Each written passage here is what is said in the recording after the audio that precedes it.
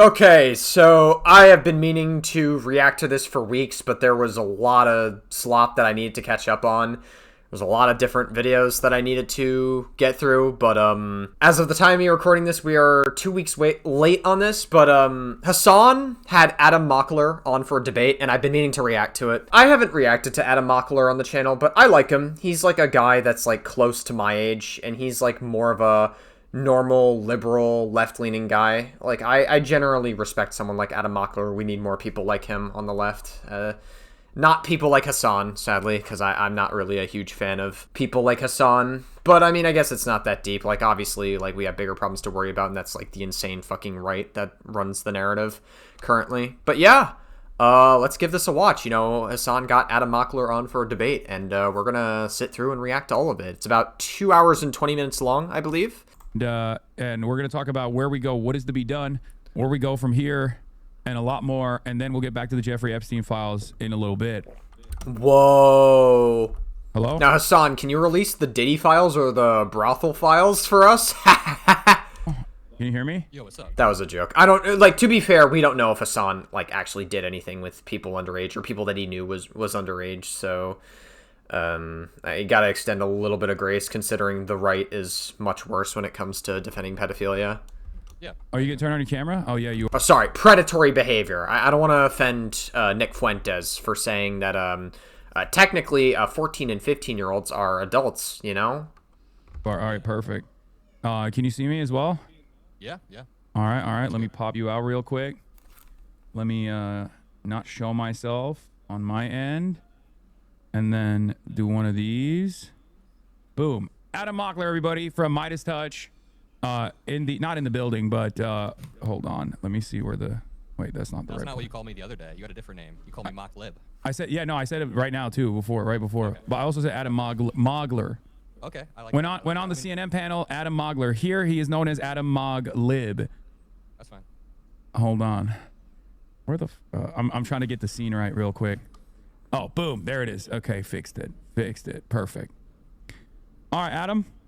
Welcome to the broadcast. I think we're going to have a wonderful and productive conversation, even though I know that there's a lot of people on Twitter that hail you as their debate champion, and they're like, it's finally time. It's finally time to fucking destroy Hasan in the marketplace of ideas. I don't know if that'll happen, but... Well, I do remember that Adam Mockler went on, like...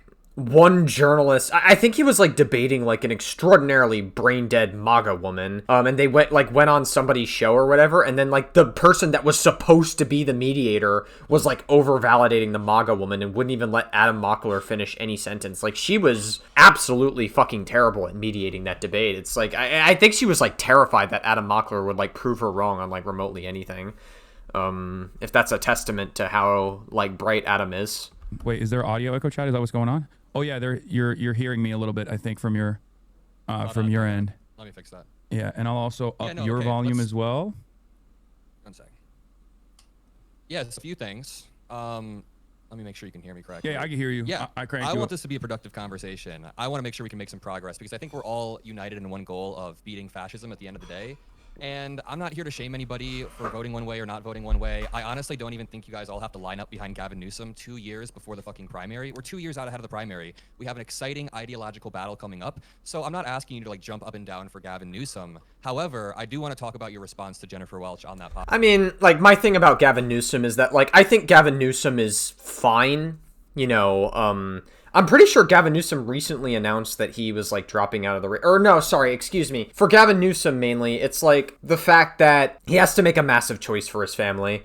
Where, like, if he does want to run for president, he has to make a decision for his family on if that's like what he wants to do fully, because that's massive for his family. If like the fucking father of the family becomes president of the United States, like that's a massive choice. So yeah, I mean, like, obviously, like, we still, I guess, have no idea if Gavin Newsom really is going to run. It definitely, I guess it kind of looks like he is our, I guess, quote unquote strongest pick for president. I would prefer James Tallarico personally. I think James Tallarico, in my personal opinion, is the best pick that we could have for the Democratic Party. I believe that that is like the way to go. Also, like, I will say, like, Adam Mockler brought up the not voting for anybody, and I think that's mainly because, like, There are some people who chose not to vote in the election because they thought Kamala Harris or Hasan would be, like, bad for Palestine. But, like, Kamala Harris, here's the thing. Would she be perfect for Palestine? No. I'm not saying she would be. Would she be better than Donald Trump is? Absolutely. Donald Trump is, like, fucking threatening every other country in the world, has been indiscriminately bombing other places, and is, like, just a massive fucking warmongering freak.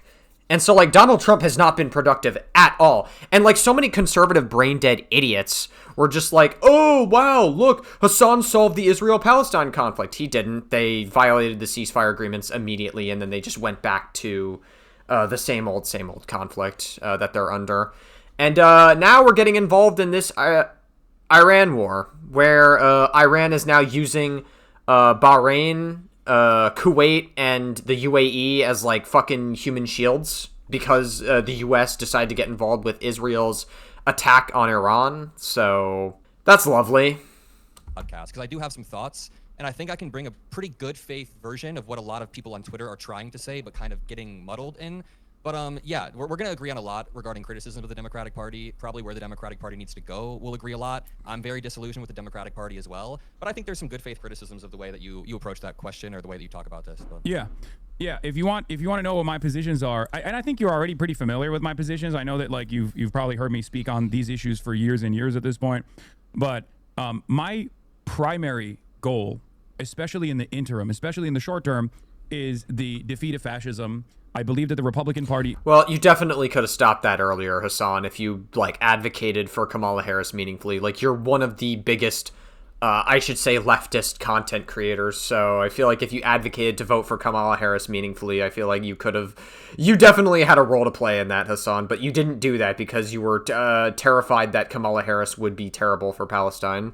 Is an illiberal party, a post-liberal party, whatever you want to call it, and I think, unlike... the historic inception of fascism as a revolutionary movement at a time when liberalism was failing only 100 years ago. This time, we have two liberal parties in America. Like, as a political theory, we have two liberal parties, right? Like, we say conservative, whatever, but, like, technically the Republicans are also a liberal party. Since when? How? Yep. And now the Republican... Well, not MAGA. Yeah, the Republican Party is historically a liberal party, but is now... I mean, like, I'm willing to accept that, like, normal Republicans or normal conservatives are not the same thing as MAGA. Like, listen, like, I've talked with normal conservatives before. Some of them are actually pretty good. I would say Arnold Schwarzenegger is, like, one of my favorite, like, normal conservative people, I would say. Arnold Schwarzenegger is, like, the most human, normal conservative, like, out there, in my opinion. I generally like him. But, like, also, like... MAGA is not the same. Like, if you're in MAGA, you are unhinged and you are part of a fucking cult. That is, like, objective, right? Again, like, I would say there's also a difference between, like, normal left-leaning people and then there's, like, far-left people. But, like, again, like, if we had to pick, like, who's worse, I would say that MAGA's worse. Like, MAGA is defending, like, legitimate predatory behavior while also saying gay and trans people are bad, so... Turning away from liberalism... and becoming an illiberal party, a post-liberal party, and turning into a fascist party. I warned about this the first Trump election as well. I warned about the proto-fascist nature of Donald Trump. I thought that it was important to make that distinction. I didn't say that Trump, like... You didn't do that, though. You didn't advocate to vote for Kamala Harris meaningfully. Season 1 of Donald Trump was fully fascist, but season 2 of Donald Trump is. And I think it's important to make that distinction as well because, like, you can see the difference, right? Like, there was a lot of naked corruption, a lot of things that were going on in the first Trump administration, but the second Trump administration has been so brazen, so obvious, and it's not like they've hidden that reality at all, especially when they were running to become the president, when they were running through the in the 2024 election season. So my primary goal is to defeat that completely. Yeah. And obviously, I also want to build socialism. I want to build a working class movement. And I don't think these two goals are at odds with one another. I think both historically and also in general, I believe that the evolution away from the liberal system that we exist under that is now failing for the second time around and making way for fascism, the only solution out of that is to build a working class based organized socialist movement. But yeah, those are my two main points. I mean, I guess I want to ask you, do you think it would be meaningfully easier to build this working class socialist based movement in a liberal society or an illiberal society? Oh, historically speaking, most likely an illiberal society. At least historically speaking, socialist and communist movements have unfortunately only been successful when material conditions have worsened. I don't want that to happen though, because I don't want to live through that. God, this is good. I'm getting fucking flashbacks to when Hasan was purity testing Papa Gut for not being a communist. It's like, I don't know, man. Like, here's the thing, like, in theory, communism sounds good. This is how, like, the whole idea is with, like, I don't need to give, like, the entire history lesson, but just to, like, gloss over it very quickly. Like, with Karl Marx, like, with communism, like, everybody gets wealth equally, but in theory, that sounds good. The only problem is that that stems into a lot of dictatorships, and I don't think there has ever been a single point in known history where a communist, like, I guess, nation or a communist country became successful. You know what I mean? Like, in a way, I shouldn't say successful, became a dictatorship, I should say. That's, like, a better way to put it. Like, there's not a single situation you can name at all where communism didn't result in a dictatorship, because they all result in dictatorships. And I don't think that that is, like, an appropriate thing to move towards. I don't think that that's good for people. I think it's very violent and very deadly. I don't want the material conditions to deteriorate. But if you're asking me, like, honestly, I feel like this is just like another West Bad moment. Like, it's just like Hasan is like trying to like over explain and yap so much, but when really all he's trying to say is West Bad.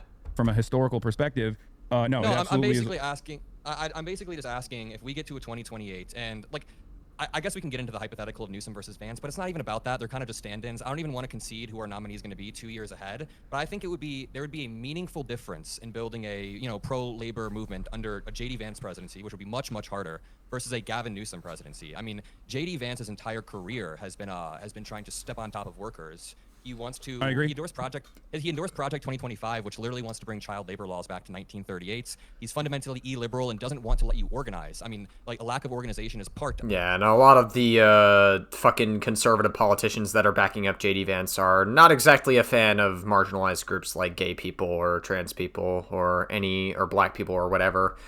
A lot of them don't particularly like those people very much. Of not living in a liberal society, right? They will squash that. They will kill communists. They will kill socialists. That's what they did in other fascist societies. They killed socialists and communists. Meanwhile, Gavin Newsom, however insufficient you may think he is, and this is not an endorsement of Gavin Newsom, I'm just trying to illustrate my points of, the different realities we could enter. However insufficient. Well, it kind of is an endorsement, no? I mean, it's like you obviously think that Gavin Newsom would be a good president, and that's fine if you think that, by the way. I'm not, like, shaming Adam Mockler for thinking that. Do I think Gavin Newsom is better than what we currently have? Yes. I would pick Gavin Newsom over Trump any day of the fucking week. Any minute of the fucking week, for that matter. Like, Gavin Newsom is, like, way better. Do I think he's our best Democratic candidate? No. Again, I've already said that our best candidate would be James Tallarico. I think James Tallarico is very normal. He is, like, the correct, I guess, representation of what believing in God should be, or being a Christian should be. I think that he is, like, also has, like, a massive understanding of our systems, because he used to be, like, a middle school teacher, so he understands, like, from actual experience, like, how, like, a lot of, like, lower and middle class people suffer in America, and I feel like he would be extraordinarily good at, like, trying to pass policies to make sure that that gap is, like, lessened, and also to make sure that, like, billionaires are not as big of a problem as they are, because unfortunately billionaires, I would say, are one of the biggest threats to the economy in America, period. Like, billionaires are terrible. Like, you have fucking Elon Musk, who can take out a loan against his net worth and then place a lot of that money back into his own company and invest, and essentially artificially generate more and more wealth, and he doesn't have to pay taxes for the loan. And, like, that's a huge problem with billionaires. Like, there shouldn't be a such thing as billionaires in America. Like, that just shouldn't exist.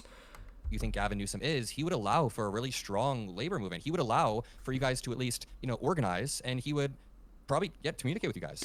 First of all, I don't even think you guys. I think you're a part of this as well. You're not against, like, organizing a labor movement, right? But no, also, also, can you crank up your volume a little bit on your end? Because I maxed it out, but people still are having a hard time hearing you. Yeah, my bad. No, it's all good. As far as, like, what's better rooms for organizing, it's not even a necessary part of this discussion, because I know that the reason why I'm saying it's not a necessary part of this discussion is because, given the option between Gavin Newsom and JD Vance, I'm not saying that Gavin Newsom is going to be a situation than JD Vance. I understand. Whoa. Is the video on my end good? I think it must have cut out on Hasan's end. Because he's live streaming and this is what the VOD came up with. Okay. I think it's on Hasan's end. Because I'm watching this through like one of his Twitch VODs. And agree with, in theory, the harm reduction narratives.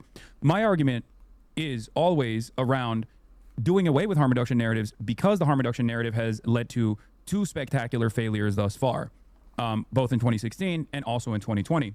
And as far as like playing hardball with Democrats who don't want to listen, who still want to hold on and maintain this like harm reduction narrative, who still say that they want to appeal to this like mythical moderate voter, who's outside of who isn't a normal Democratic Party voter, like these guys that they want to turn to the Democratic Party. I'm willing to play hardball with them and say like, look, I'll hold my vote back. But the reality of the matter is, if you're asking me sincerely, like, do you think that Gavin Newsom is going to be better than JD Vance? Of course. I mean, this is not something like Kamala Harris is objectively going to be better than Donald Trump. The miscommunication. Yeah, but the problem is that you didn't meaningfully advocate to vote for Kamala Harris at all, like whatsoever, because you were like, oh my God, what Israel's doing is bad. And like, obviously, like, yeah, what I like want to condemn is like, I guess not the state of Israel, because I think Israel has a right to exist. But like, would I want there to be more condemnation for Netanyahu and the IDF? Absolutely. Absolutely. Like, what they're doing is inexcusable. Absolutely. Like, just because the October 7th attacks happened, like, the response from the IDF and Netanyahu was, like, unbelievably disproportionate. They've been, like, trying to commit a genocide through not just the IDF, but also through starvation as well. It's pretty fucked up what they're doing. Kamala Harris is, like, way better than Donald Trump, who's trying to be buddy-buddy with Netanyahu and be a total fucking warmongerer. The miscommunication around this comes in large part due to me openly saying, like, it's out of my hands at that point, because that was the second part that I mentioned. It's openly out of my hands at that point, and there's no way for me to overcome the way that the party is communicating what they want to do, and the fact that a lot of people hear that and immediately go, oh, this guy, he wants the Republicans to win. I don't. Yeah, I don't think you want the Republicans to win. I don't think that at all. And here's where we agree on, actually. So I don't think Hasan necessarily wants the Republicans to win either, but he also holds a little bit of blame because he didn't advocate to meaningfully vote for Kamala Harris, and he's one of the biggest leftist streamers that could have done that, but he chose not to, and he actively encouraged people to not vote in the election because of the Israel-Palestine conflict. I keep hearing you say that you don't want Democrats to run on the harm reduction narrative in 2028, and I totally effing agree. If we're running on a harm reduction narrative in 2028, we have... I feel like you could say fucking on Hasan's stream, right? I guess Adam Mockler wants to play it safe, but like I've heard Hasan's like curse on his stream, so I'm pretty sure Adam Mockler, you can curse. Failed somewhere massively. We want to build an exciting, forward-looking message that can turn out not only our base, but Americans who have been struggling. We need to have something that is not just us unified to our opposition of Donald Trump. For the past decade, we have been defined by our opposition to Trump, and we need something more exciting. So yeah. I agree. We should not run on a harm reduction narrative in 2028. But like what you just said, how you just worded your statements, was not how you worded it when Jennifer Welch asked you that question. No, I thought I would vote third party because it's out of my hands at that point. No, you said at that point it doesn't even matter. Yeah, at that point it doesn't. Sorry, yeah. What I meant is it's out of my hands, which is the argument that I made with Kamala Harris after like urging the campaign to listen to the warning signs that the people were giving them about their reluctance to address Gaza in a meaningful way, like signaling that they would truly be like an anti-war a party, even though Donald Trump is like a fucking warmonger, trying to get them to communicate that there are meaningful differences between their design overall, not leaning in and not conceding on the white nativist anti-immigrant narratives, knowing full well how devastating Trump's mass deportations were going to look like. I poured hours and hours and hours of commentary into this, thousands of hours of commentary into this, and it's always reduced back to whatever like reasonable soundbite that people can cling on to say, oh, we got him. He's a third party guy. What do you mean it's out of? Well, you said you would vote third party, but what do you mean it's out of your hands? Oh, perfect. Like you mean like we would lose at that point? I don't know if we would necessarily. I don't know if we would lose because JD Vance is uniquely uncharismatic. Yeah, but we saw that today. I mean, I wonder if Hasan said that because JD Vance brought up the dog shocking thing. It's like I gotta say, when JD Vance brought up in like that interview that Hasan shocked his dog, like that's so funny to me because it's like JD Vance, are you like secretly just terminally I wouldn't doubt it that JD Vance is like secretly like very terminally online, because like I feel like the only people that really bring up the Hasan Colorgate shit is like, I mean, I guess it like extended outside of the online sphere because the Colorgate drama was massive. I feel like the only people that really talk about it in any like, I guess, quote unquote meaningful way are people that are just like extremely terminally online. See that every day, right? I mean, he's a fucking disaster. I still think that Gavin Newsom is particularly weak against JD Vance, unfortunately. I guess if you want to talk about the fact that the narrative is still dominantly conservative, and like, I mean, like Gavin Newsom's entire strategy is just snarking after Trump and like trolling Trump. It's what the Democrat equivalent is to what Trump's strategy is. Like, Trump has been doing this strategy all the time. Like, all Trump did was ran on Biden bad. Like, and it worked eventually because like Biden eventually had to drop out of the race and Kamala Harris didn't have any meaningful time to run a campaign that was successful. And so that inevitably just got Trump to win. And again, like, Trump beat 2 women in an election, but then lost to a fucking senile old man. So, again, like, Trump is really not that strong of a candidate when you think about it. But, like, I mean, again, the narrative is still, like, very dominantly conservative. So I, like, don't think it's... I mean, JD Vance would still be very strong to run in the 2028 term. So I don't know. I feel like it would still be a toss-up at that point, partially because... while JD Vance is not capable of holding the Trump coalition together, I don't even worry about JD Vance as much necessarily. I don't really worry about Marco Rubio. I worry about Tucker Carlson. I think Tucker Carlson has he's the real torch carrier of the MAGA movement. Really? Why would Tucker Carlson be? Like, Tucker Carlson was like fired from Fox News because it got leaked that he knowingly lied like extensively on Fox News, and they had to let him go because it was so bad for them. I don't even know if Donald Trump recognizes that yet or admits that personally, but I think it's there. And he fits the mold of an outsider, populist, anti-establishment television guy who understands how to communicate. He is charismatic as well. So that's really scary. I mean, I guess, but I don't know if I don't think Tucker Carlson would be like president territory for MAGA. I feel like if anything, like JD Vance would probably be stronger than Tucker Carlson. Not that JD Vance is a particularly good person, obviously, but I feel like if there is somebody that the Republicans would desperately want, and also like the midterms are going to matter a lot too, we have to take that into account. I think a lot of conservatives are very a lot of MAGA, I should say, are very, very nervous that Trump is going to bomb the midterm elections because Trump has been like such a fucking dog shit president. He's been like such a terrible president.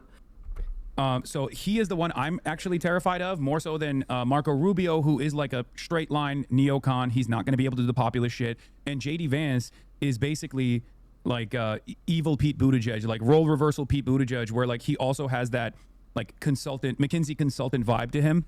I like to say when, you know, JD Vance comes into your neighborhood, you know that like the coal mine is shutting down. Like he has the attitude of a guy who's going to be like, we see you, we hear you, but we have to eliminate some redundancies. And I think most working class individuals, regardless of the MAGA cult, kind of see that he is insincere. So he doesn't have that populist element, and he tries to make up for it by being like this gross little groiper, even though he has an Indian wife and Indian children, and therefore even the super racists don't like him for that reason. So these are just like the 2 default positions that the Trump administration is like, you know, looking at right now. But I do think it's like possibly going to be Tucker Carlson. Now, going back to Gavin Newsom versus JD Vance, Gavin Newsom unfortunately has a lot of the California stink associated with him. I love California. I live here. And there's a lot of exaggerations about how devastating California is, like how terrible the conditions are here. People are all doing crime and doing drugs and everyone's homeless on the street. But there is a real problem from the policy side of things with California. Gavin Newsom is, and he's demonstrated this already, beholden to corporate interests. And will pretty aggressively go out to bat for corporate interests in general. Sometimes he's pushed back on a lot of special interest groups in California, though. They're pretty progressive state overall. But the number one problem facing all Americans, I think you and I will agree on, other than healthcare, is housing, right? Mm-hmm. And California has a huge issue with housing, and we have voted for a million different ballot initiatives at this point to pay for shelter, pay for additional tax revenue so that we can go and build new homes and things of that nature. And none of it ever gets done. There's a lot of institutional rot here as well. Not to get all abundist on this conversation, but like there is a little bit of truth to what the abundist guys say. And So that homelessness narrative will stick for the uneducated, but even for the educated, like the educated voters, they will also recognize, like people like myself, recognize the setbacks that Gavin Newsom has presented to combat the housing market issue in the state of California. Yeah, so I guess a few things that I want to respond to. I agree with you about Newsom's electability problems, and I think a lot of people would agree. I mean, I have... Well, again, as I mentioned earlier, like, Gavin Newsom's main strategy is what Trump is doing. Trump was very effective at trolling and, like, snarking after Biden because Biden inevitably had to drop out of the election for 2024. Whereas Gavin Newsom was just, like, completely fucking... Like, he's trolling Trump, but it's not going to resonate with people as much because the narrative is just dominantly conservative. And, like, Gavin Newsom is not as much of a wild card as Trump was. It's the same reason why Zoran Mamdani got elected, because Zoran Mamdani was a wild card for New York City. And, like, the city is kind of already fucked up as is. Like, how worse can it get?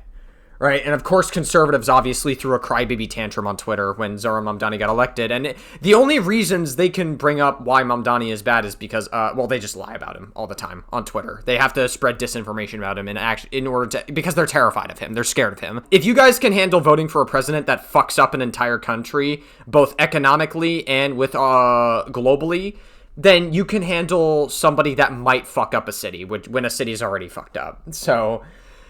again, like, people were tired of the same old, and that's why Trump and Zoran Mamdani are a lot more similar than you think, but not for the reasons you may think. And that's just because they're wild cards. And so Gavin Newsom is not really that much of a wild card compared to what Trump is. And also, again, you have to take into account that the narrative is just dominantly conservative. And it's going to be... Like, if Gavin Newsom ever hopes to become the president for 2028, it's going to be a massive uphill battle for him, I would say. A massive liberal audience, and even they're not fully behind any candidate right now, especially not fully behind Newsom 2 years ahead of the election. I think that now is our time to use a leverage we have, and I think that's what you're trying to do during the Jennifer Welch podcast. And like, I want to keep returning to that conversation that you had, because you said in the conversation at that point it doesn't even matter, but you at this point mean it was out of your hands, right? Yeah. Can you clarify, what do you mean it was out of your hands? So just and I also talked about, like, my refusal to endorse Kamala Harris as well, and we can get into that too. What I mean by that is exactly what I said in the 2024 election, where it was like, you can't, as a singular individual, or even with, like, the entire might of the media behind you, outflank the actual campaign. So if Gavin Newsom is running as the Gavin Newsom that we know so far, you know, he'll say certain things like, oh, I refuse to take money from AIPAC. Great. But then when push comes to shove, like, he will still be inconsistent on the issue of Israel. He won't, like, fully subscribe to you know, punishing Israeli leadership, or fully subscribe to, like, refusing any sort of arms sales to Israel. Yeah, I mean, like, I agree that, like, Israel has a very strong military. They've been funded and, like, helped by the U.S. for a while. And I think that if the U.S. stopped funding Israel or stopped supporting their military, I would say, I think they would be okay, honestly. I think Israel, the IDF, is, like, already a strong enough force as is to, like, and also, like, it's not good what they're doing to Palestine either, so... I think if we withdraw, like, I would be okay with that. The problem is that, like, Hasan thinks that Israel shouldn't exist, and every single one of Hasan's orbiters thinks that Israel shouldn't exist. And that's, like, a massive problem, because, like, there's absolutely... The temperature between Palestinians and Israeli civilians is too high. Like, there needs to be, like, a two-state solution. I mean, the opportunity for a two-state solution is, like, kind of just, like, getting, like, less and less likely as a result of the, temperature that's already risen amongst the Israeli and Palestinian civilians. I really just think that, like, we need to I don't know. Like, I think Israel, it's fine if Israel has the right to exist, but it doesn't have a right to have, like, be under fucking Netanyahu's rule, I'd say. Netanyahu's, like, a war criminal, and he's terrible. Side of Israel, of course, you know, beholden to corporate interest when it comes to, like, the real estate lobby, anti-Medicare for all. Yeah, the problem is that, like, Hasan thinks that Israel shouldn't exist. That's the main issue. If he runs as that, okay, there's no amount of advocacy that I can engage in that will make him look better. I can consistently talk about how much worse the the Republican That's side not is what you going were to asked. be. You were asked if you would vote for him. And I'm not even saying you should have said yes in that moment, but you were asked, would you vote for him? And you said at that point, it doesn't even matter. Here's what I'm getting at here. Yeah. I think there was a very solid answer you could have given that didn't outrage the liberals online as much. And I know that a lot of people flung a lot of shit at you on Twitter. That's always what happens. But Yeah. I think there was an answer where you could have been like, listen, I refuse to pre-commit to any candidate 2 years ahead of a primary. They have to earn my votes, and that's what I want to see. And I totally get you're on stream like 8 hours a day. You're not always going to say everything perfectly. But here's where a lot of liberals online are mad, and here's where we're all kind of talking past each other. I see a lot. See, this is why we love Adam Mockler. Like, again, I don't watch Adam Mockler often, but from the very little I've seen of him, he's just, like, so articulate. He's so, like, educated and smart on everything he talks about. Like, he knows what to say and when to say it. Like, he's just honestly, like, Adam Mockler is, like, the perfect, like, liberal, in my opinion. Like, he is, like, about as good of a left-leaning person as you can get. That isn't too far left, that doesn't purity test, that doesn't pearl clutch about anything. And his feedback is constructive, even for someone like Hasan, who is insufferable. Yeah. A lot of people online saying all liberals want us to line up behind Gavin Newsom 2 years before a primary. And that's not even the argument that any of us are making. I think where a lot of liberals have problems with the way you speak about the Democratic Party is that you try to minimize the gap between the Democratic and Republican Party. So I can totally grant that you meant to say, like, well, you were asked, you were asked, would you vote for J.D. Vance or Gavin Newsom? You said, I'd vote third party. At that point, it doesn't even matter. It feels like you're drawing a false equivalency. And then a few days later, you basically said, Gavin Newsom will only be marginally better than whatever Republican candidate there is. Then you said, Democrats have literally written you out of existence regarding trans people. Wait, Then did you see the rest of that quote? I watched the video, but yeah, I watched what's the rest of the quote? Did you hear me say that marginal differences between each candidacy, like marginal differences between two parties, leads to drastically different outcomes for marginalized populations? Having said that, however, from the eye of like a voter, they don't make that distinction at all, especially if they are coming at it from a privileged position. If it doesn't like attack, if it doesn't harm them at all.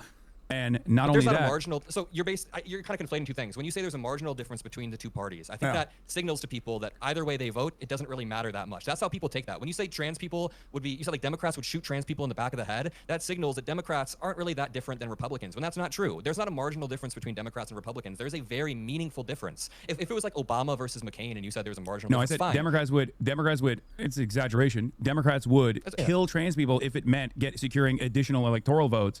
And that's not an argument that like Democrats. That's definitely. I don't know what the fuck he's talking about. It's like Democrats would kill trans people to get more electoral vote. What are you talking about?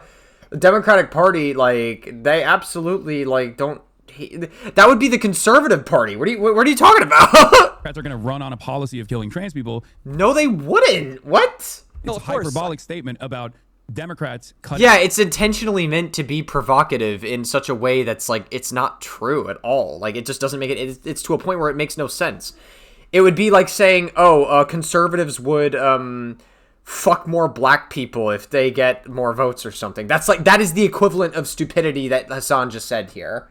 Out trans people, which as you saw probably in this last week, in the aftermath of the fucking neo-Nazi MAGA dad, or not MAGA dad, the trans shooter that was a fucking huge neo-Nazi, who's apparently his son was also a neo-Nazi, who's in prison as well, which is, not very shocking.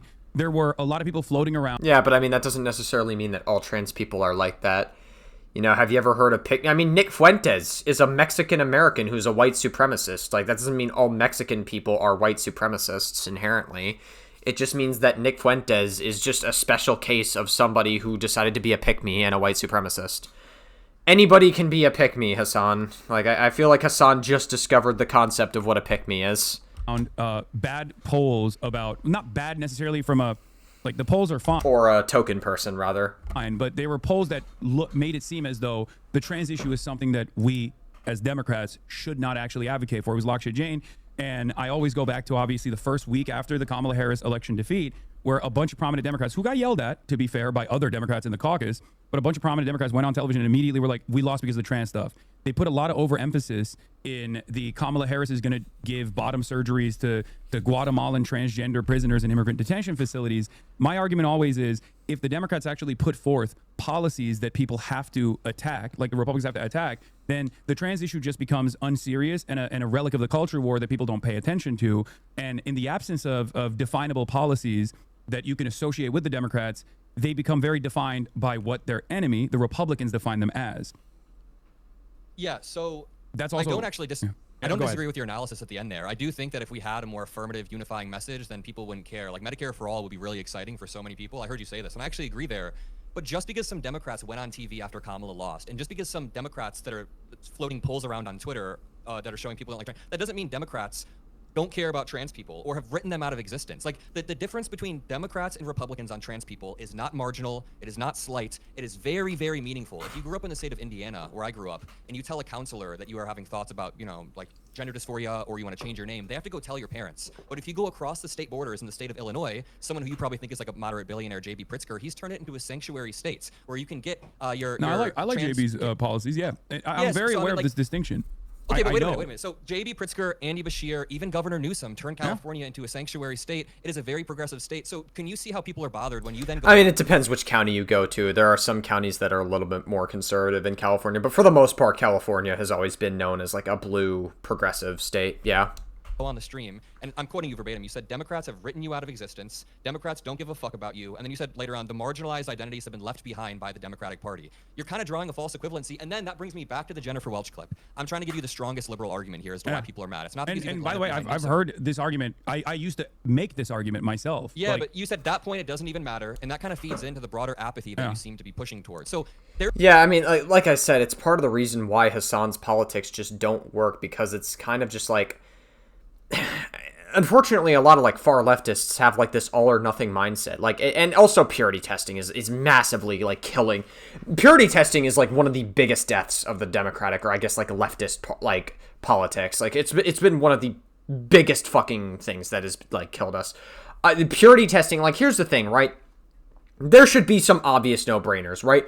Legitimate pedophilia or predatory behavior, white supremacy, like these should be obvious no-nos, right? Hating on marginalized groups, right? Like, these should be obvious no-nos, of course, right?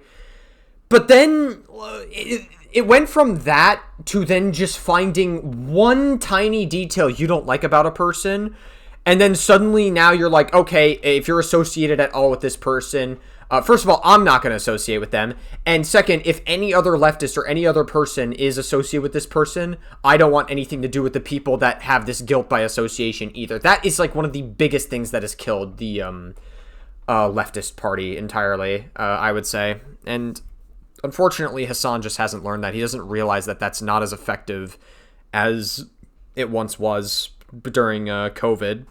There's a meaningful difference between Democrats and Republicans on trans issues, right? If you grew up in a Democrat or a Republican state, there's a meaningful difference between your quality of life. Can you agree with that? Oh, absolutely. Okay, so a meaningful difference. There's a big difference. Okay, so no, there is a meaningful difference between living in a democratic state, hopefully one that isn't captured by Republican state legislatures that will then, even under Democratic leadership within the White House, take advantage of the state legislature apparatus to still undermine trans existence and then take that all the way up the courts of the Supreme Court.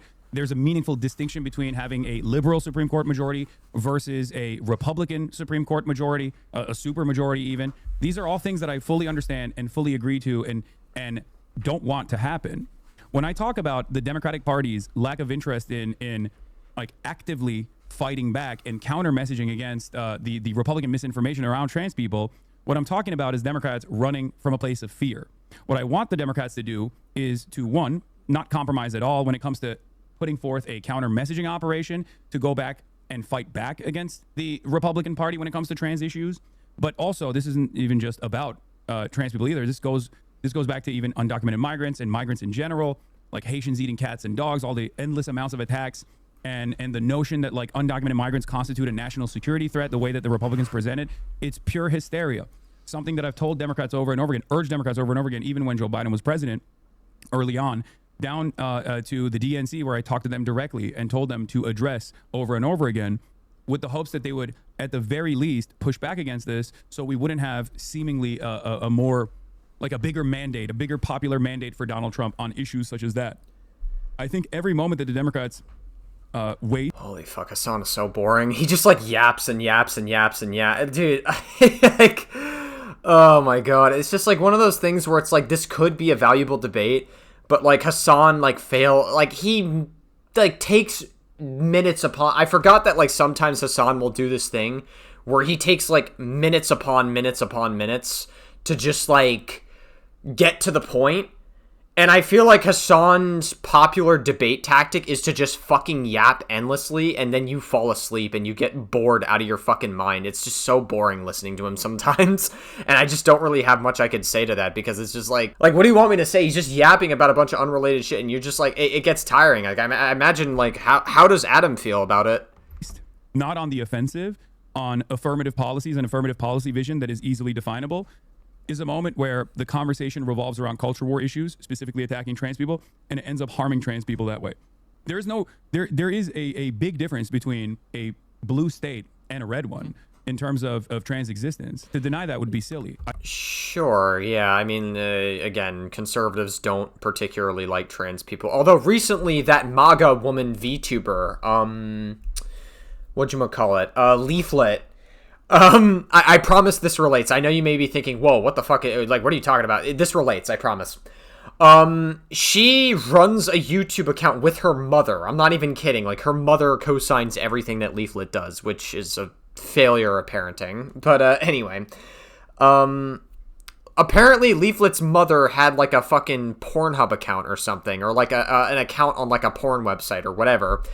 And the, one of their search history, they have a massive liking to trans people. I'm not even kidding. Dude, I'm telling you. Conservative, like, the most transphobic motherfuckers ever, behind closed doors, jerk off to trans people or finger themselves to trans people. I'm telling you. It's fucking insane. But I mean, like, again, like, they obviously, like, Republican politicians are trying to put in policies to hinder the rights of trans people and gay people, of course. I don't deny that at all. Good. What about between, like, a Newsom, if Newsom got everything he wanted in America and JD Vance got everything he wanted in America, do you think there would be a meaningful difference for trans people? Yes, I do. Okay. I mean, so this... not if JD Vance was in charge, but with Newsom, absolutely. Like, Donald Trump's first action when he came into office, like, this might come as a surprise to people, maybe in your audience or people that have seen these clips, and assume that I don't think that there's any difference between a Democratic leadership or a Republican one. I will never work with Republicans. Well, I guess maybe Thomas Massey. Didn't you literally say that, like, voting for Kamala Harris was equivalent to voting for Donald Trump, though? Like, I don't understand. Like, didn't you say something along those lines? On, like, a very random issue. Like, you said we would have the same exact outcome if we voted for Kamala Harris as if we voted for Donald Trump, and you mainly said that in regards to Israel-Palestine, but you also said it as a blanket statement, which can be interpreted any number of ways. You know what I mean? A random issue that's like the Epstein files, something like that. But I don't agree with Republicans ideologically, and my criticisms of the Democratic Party revolve around their closeness to Republicans or their endless interest in conceding to Republicans on certain issues, because that concession doesn't actually end up causing them to win elections. The only thing it actually ends up doing is those concessions actually normalize some of the Republican agenda items in the eyes of the base of the Democratic Party. And only until people realize how devastating the outcome of those policies are do they turn around and go, oh, I have buyer's remorse now. Fell for it again award. I didn't realize that the party that said they were going to do mass deportations is actually doing mass deportations, or I didn't realize that those mass deportations were going to look so fucking violent and so disgusting that my neighbors were going to be in fear.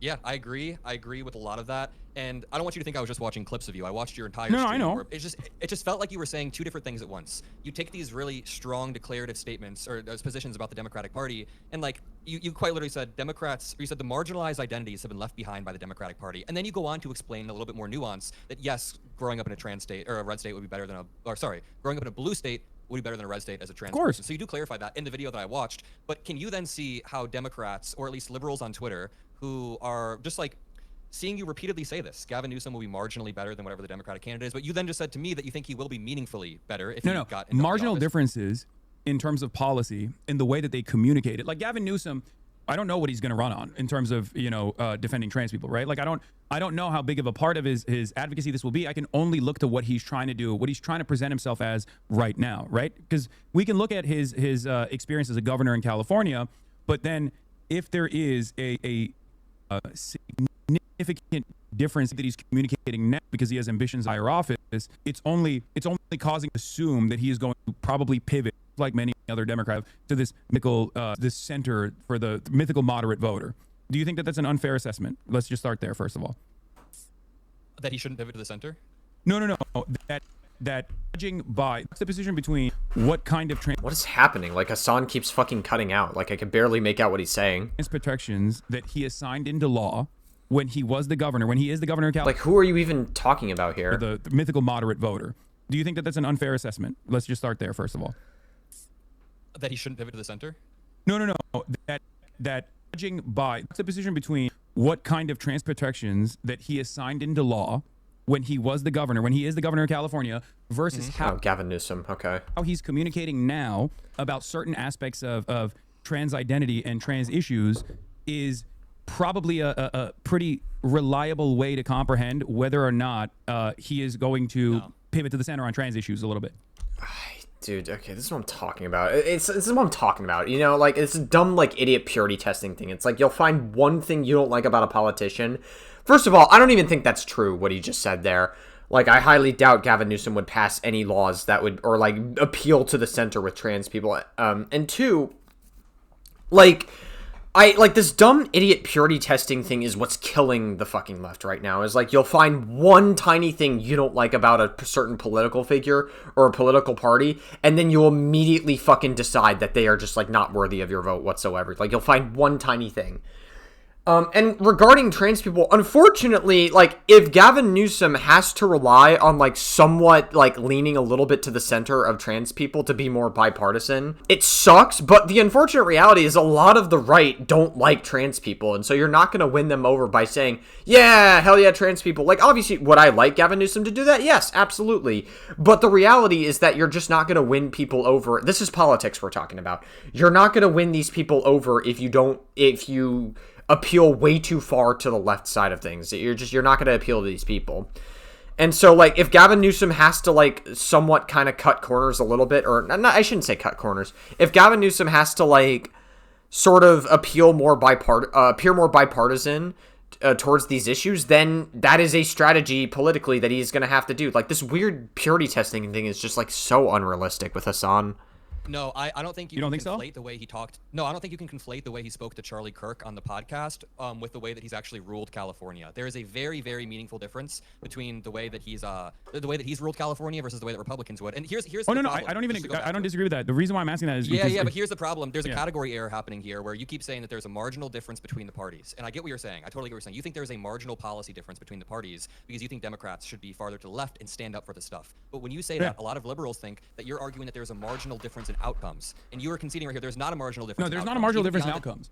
Okay, so yeah, I think that needs to be clarified more because that does kind of draw some apathy between voters. But going back to Gavin Newsom, no, he has quite literally changed the way California looks at trans people. Just because he gave an insufficient answer on Gavin Newsom's podcast doesn't lead me to believe that he's going to entirely throw trans people under the bus. Let me just Yeah, no, I don't think he will either. I think what Gavin Newsom, and this is just I don't know, like, all the context, so again, take what I'm about to say with a grain of salt. But, like, based on what I'm hearing, it sounds to me like Gavin Newsom is just trying to appear more bipartisan because the sad reality is that conservatives are not a big fan of trans people. And so that's just a political strategy to try to appear more bipartisan to get more voters, basically. That's what it sounds to me like it is on first glance. go through this. No, hold on. Not entirely, but do you feel? And I'm not like trying to debate you on this. I'm just asking you sincerely. Do you? Isn't it a debate though? Like, I mean, it's a conversation, but isn't it supposed to be like kind of a debate? You think that it? I guess technically it's a conversation. Whatever. Is indicative that there is at least in the way that he's communicating, a pivot to a more moderate position on trans issues because he calculates this as more electorally viable. No. Was he asked about trans issues or trans sports in particular? The pieces that I just swear to God, it's like, even if, like, regardless, like, obviously, like, trans issues are more important. Like, we could talk about trans people in sports, but, like, I swear to God, like, conservative, for people that, like, hate trans people so much, conservatives talk about them more than anybody else.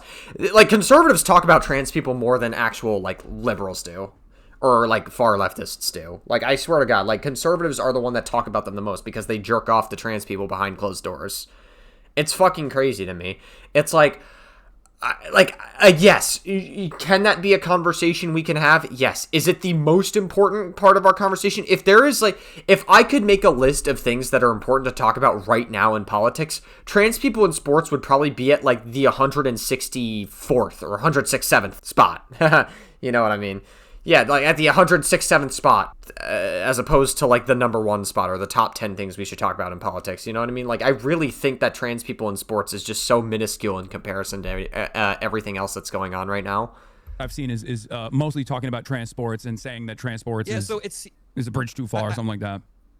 Yeah, and like that can totally be insufficient for your worldview, and you can say that is not sufficiently progressive enough. But I think that to say that Gavin Newsom, because he said that to Charlie Kirk, that nullifies the way that he's actually ran in California.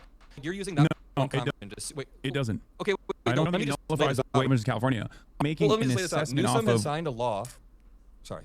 I'm making an assessment off of. I know Gavin Newsom, just like Andy Bashar, who I have given tremendous props to, more so than Gavin Newsom because he's doing it in fucking a Trump 35 state, right? Trump plus 35 state. Yeah, with a hostile state legislature too. So it's like it's infinitely more difficult.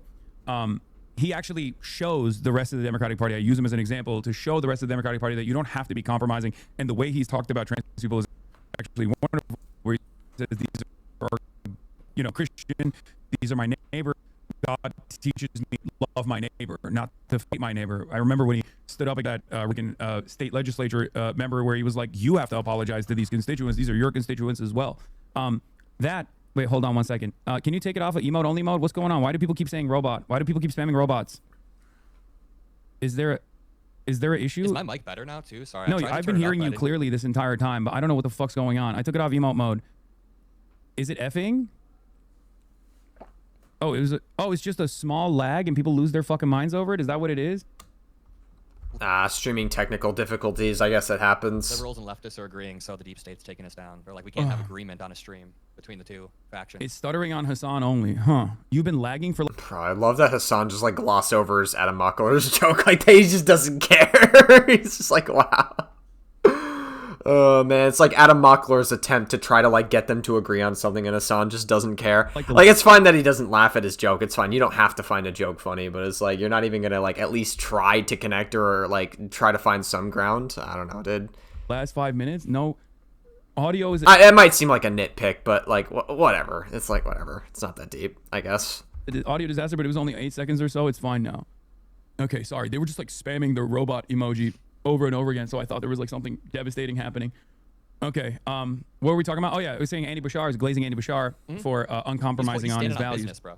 Yes, that's especially within the confines of like what he is capable of doing. I mean, that's very impressive, and I think it should be a lesson that other Democrats should follow as well, and some do, and some are cowards. But as far as the Gavin Newsom thing, I am aware. I think it's like, what, 49 LGBTQ plus bills that Gavin Newsom as governor has signed into law. I mean, as a mayor of San Francisco, his first nationally prominent act was literally to defend gay marriage in San Francisco. Like, I'm very familiar with Gavin Newsom's background.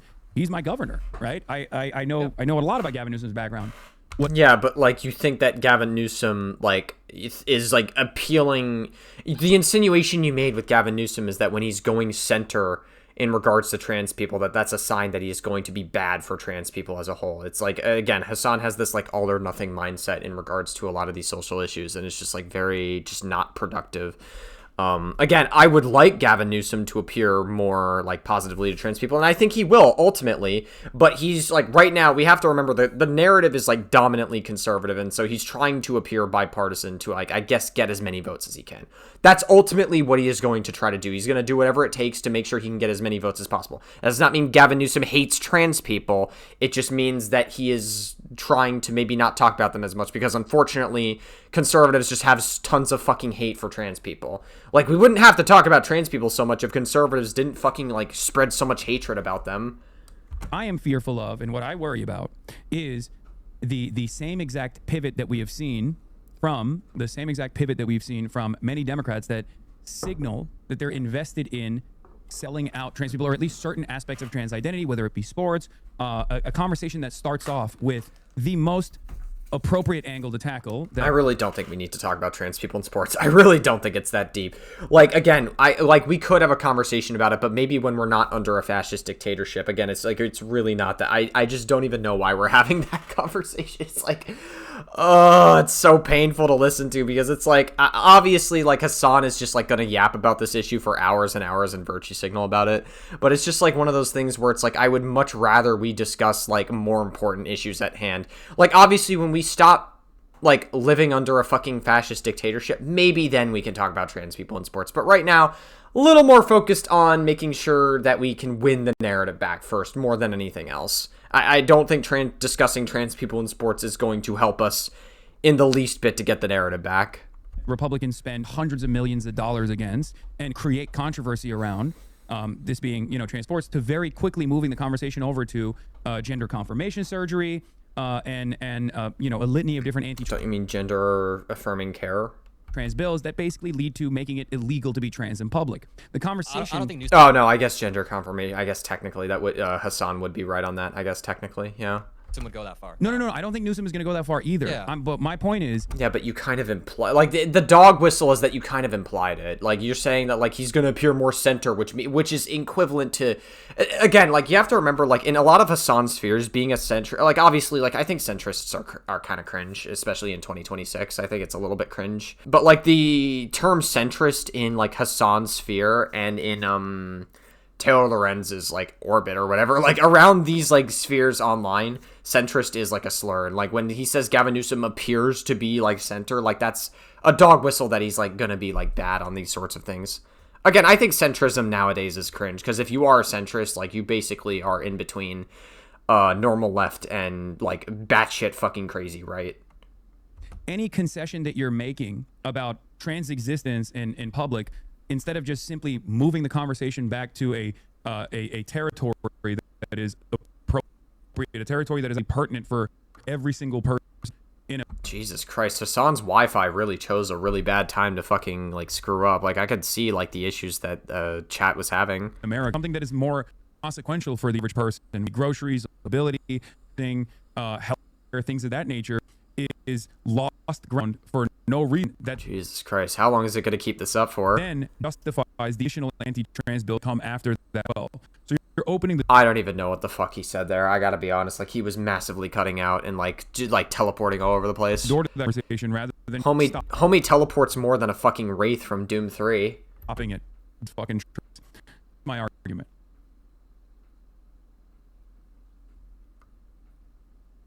No, dude, I totally agree. The Democrats should stand on business when it comes to trans. Am I lagging at all? Is it good? No, I'm the one who's lagging apparently a little bit.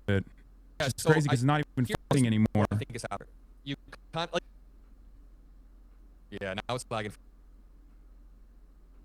for me too. I can barely hear it. But here's where I think the difference is. You know, like the big dog, small... Okay, there we go. I think it's better now. Jesus Christ, I think Hasan is like fucking like something with his internet connection might have fucked up or something. I don't know. Dog meme where you say something intense and then you kind of say something not as intense. You mean I feel Mott and like when Bailey? you're on the podcast, when you're on your show, a lot of these statements are so Yeah, the Mott and Bailey, of course. I feel like you're pulling a little bit of a Mott and Bailey right now for non-Gen Z meme lingo. Like, you're on your show, and this isn't even meant to be like a confrontation or anything, just so you know. But like, I think No, this I is understand. genuinely where a lot They're of saying it's liberals have bad. friction. Let's hold off for a Yeah, I second. think- Let's hold off for a second. It wasn't even fucking up there. He's like, let's hold on for a second. Oh my god. Just wait it out. Sorry, it's gonna. Do you think Hasan's doing that intentionally? He's just like, hold on for a second, but it's I guess technically you wouldn't be able to know for sure because it actually is like fucking up. But like right now it's not. I guess there is a bit of a stream delay if we're gonna be charitable a little bit. Come back in a second. The lag comes and goes. To be honest, it's gone for me now. Is it good now? No, chat. Adam is not the one who brought up Mott and Bailey. I did. Okay, they're saying you're engaging in debate perpetry. I'm the one who did it. Okay, I'm the one who said Mott and Bailey. All right, go on. Okay, there you go. Yeah, I don't want you to think this is some like confrontation where I'm trying to like pin you down or anything, but when you go on your show and your stream and these clips go viral in liberal circles, I think the friction comes from you saying stuff, and it's just important that I quote you verbatim. Like, Democrats have literally written you out of existence regarding trans people. Marginalized identities have been left behind by the Democratic Party. Democrats don't give a fuck about you. They would shoot you if it meant they could secure votes. And then I come on here, and you're like, wait a minute, I do acknowledge that Newsom would be meaningfully better on trans issues. I do acknowledge that J.B. Pritzker is meaningfully better. Blue states are meaningfully better. And then your strongest argument as to why Democrats are throwing them under the bus are some polls that you see on Twitter, not from Democratic Party leaders, but from like Lakshaya Jain or whatever. Some people after the 2024 election going on TV and saying something to the effect of, oh, we lost because of trans people. That's obviously bullshit. Get those people out of here. And then Gavin Newsom on Charlie Kirk's podcast. That's your evidence that the Democratic Party is throwing marginalized people or leaving marginalized people behind. I don't see it. And I do agree we should It's not just trans people either, by the way. This argument extends not just to trans people in general. It extends to different backgrounds as well, including but not limited to immigrants. These are two different arguments you're making. Though. No, because and the reason why is because of what you've also seen that comes usually fairly closely after the end of that clip, which is the assessment that corresponds to my broader outlook, my viewpoint, which is that there is no reason to make these sorts of whatsoever. Like these are people who are infinitely more influential within the Democratic Party's ecosystem than someone like myself. Okay, every single time I talk, it starts fucking going down. Can you hear me? Can you see me? Sorry. What the fuck, dude? Dude, this fucking like stream is like fucking up so badly. Like I thought watching it through the Twitch VOD would be great, but it's like it keeps fucking up. I hate the fucking ISPs. It's insane. Okay, I think it's back. Conspiracy theory. Hasan is doing this on purpose because he's trying to stall as much as possible to optically look good. They're saying we're good. Okay. Hasan got Bad Empanada to dox the fucking stream, so that way... I don't even think Hasan and Bad Empanada even like each other. I have a... Like, I'm pretty sure Bad Empanada, like, disavowed Hasan because, like, he purity tested him, inevitably, which is ironic to say the least. Would you agree that I have a more nuanced approach to this issue than the way that clips present my perspective? Because even when we had the conversation, even when the good old it's out of context excuse, yes. If you guys have a bingo card of Hasan Parker, it's out of context is definitely going to be one of the spots. We had the conversation with Jennifer Welsh, like Jennifer Welsh and I had that conversation. There was an additional, 2 minutes of back and forth that we had where I was talking about how, like, I watched it, yeah. Yeah, harm reduction narratives are exactly what a lot of establishment Democrats lean on in an effort to moderate their positions for the mythical moderate voter. And this is like their primary vehicle for driving voters to go out and vote, and it's been an abject failure every single time. It's it leads to bad policies in general, and it's bad politics in general as well. Because you and I both agree that we want a fighting Democratic Party, one that fights uncompromisingly for not just individual marginalized identities, but fights for the entirety of the working class in a holistic way. And absolutely, when they don't present themselves as such, and they've been pretty bad at it. I mean, I think I saw you even criticize Hakeem Jeffries as well, or Chuck Schumer at least, like recently, saying like they must resign. Yeah, our approval rating sucks. Yeah, there's a reason for that, and there's a reason for why there is like. Well, I mean, there's like a number of reasons why the Democratic Party has failed, and I'll list a couple. I mean, I already talked about purity testing, so I won't go into that one, but I will say purity testing is one of the biggest reasons why the left is just not doing as well. The Democrats just suck. They're not as cutthroat as conservatives or Republicans are. Like, Republicans are just not afraid to say anything. And to a fault, like, quite frankly. Like, I would say that, like, they're way too accepting of people. Even back as, like, early as, like, 2022, like, they were willing to be accepting of people like Andrew Tate for a while. And then eventually Andrew Tate got outed as a sex trafficking, grooming rapist. And now he's, like, actually just, like, not even... Like, they had to oust him from, like, basically all of the conservative party, essentially. And now you have, like, America First, basically, like, leading the dominant narrative with, like, Nick Fuentes. And then, like, defending pedophilia and shit. So, like, conservatives are... There's, like, almost not enough purity testing on the right, essentially. And not to say that it doesn't exist. It definitely exists in, like, the very stupidest ways. Mainly if you, There are some conservatives that like Jewish people. There are some that don't. You can get purity tested for that. There's also MAGA spaces where if you criticize Donald Trump, you're ousted from the entirety of the conservative party, basically. If you look at Marjorie Taylor Greene or Mike Pence, those are good examples of that. Yeah, there's just not... Like, purity testing exists in all the wrong spaces on the conservative party, basically, and, like, not enough in the places where it should. And they're just not as afraid to be as cutthroat as Democrats are, sadly. It's just like the Democrats have just really been shooting themselves in the foot for a long time. I think only a 77% approval rating for... Though, to be fair, Biden was, like, decent. I don't think he was, like, amazing. I wasn't, like, the biggest fan of Biden, but, like, he wasn't, like, terrible either.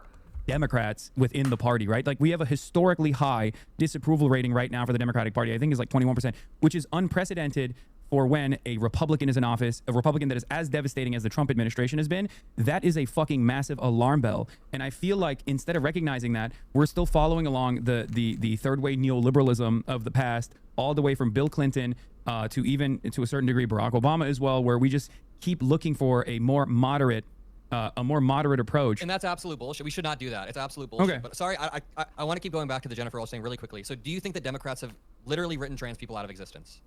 Or is that just hyperbole? Because No, definitely not. I think Hasan is exaggerating. I feel like Hasan is just like using. Gavin Newsom appears to be center in regards to trans issues because, but he's using that as a dog whistle to say that Gavin Newsom doesn't like trans people, and that's just like a massive exaggeration. And Hasan's audience is obviously going to pick up on that. if it's Of course, hyperbole, no, that's it's hyperbole. Like Democrats are Okay. because the Democratic Party is a big tent party, but the Democratic Party also is, and this is just how it is for the Democrats Can I in finish general. my thought really quickly? Can Yeah. I finish this thought I was having really quickly? No, go ahead, sorry. You said a minute ago, like, hey, don't I have... Sorry, no. I just want to finish this very, very quickly.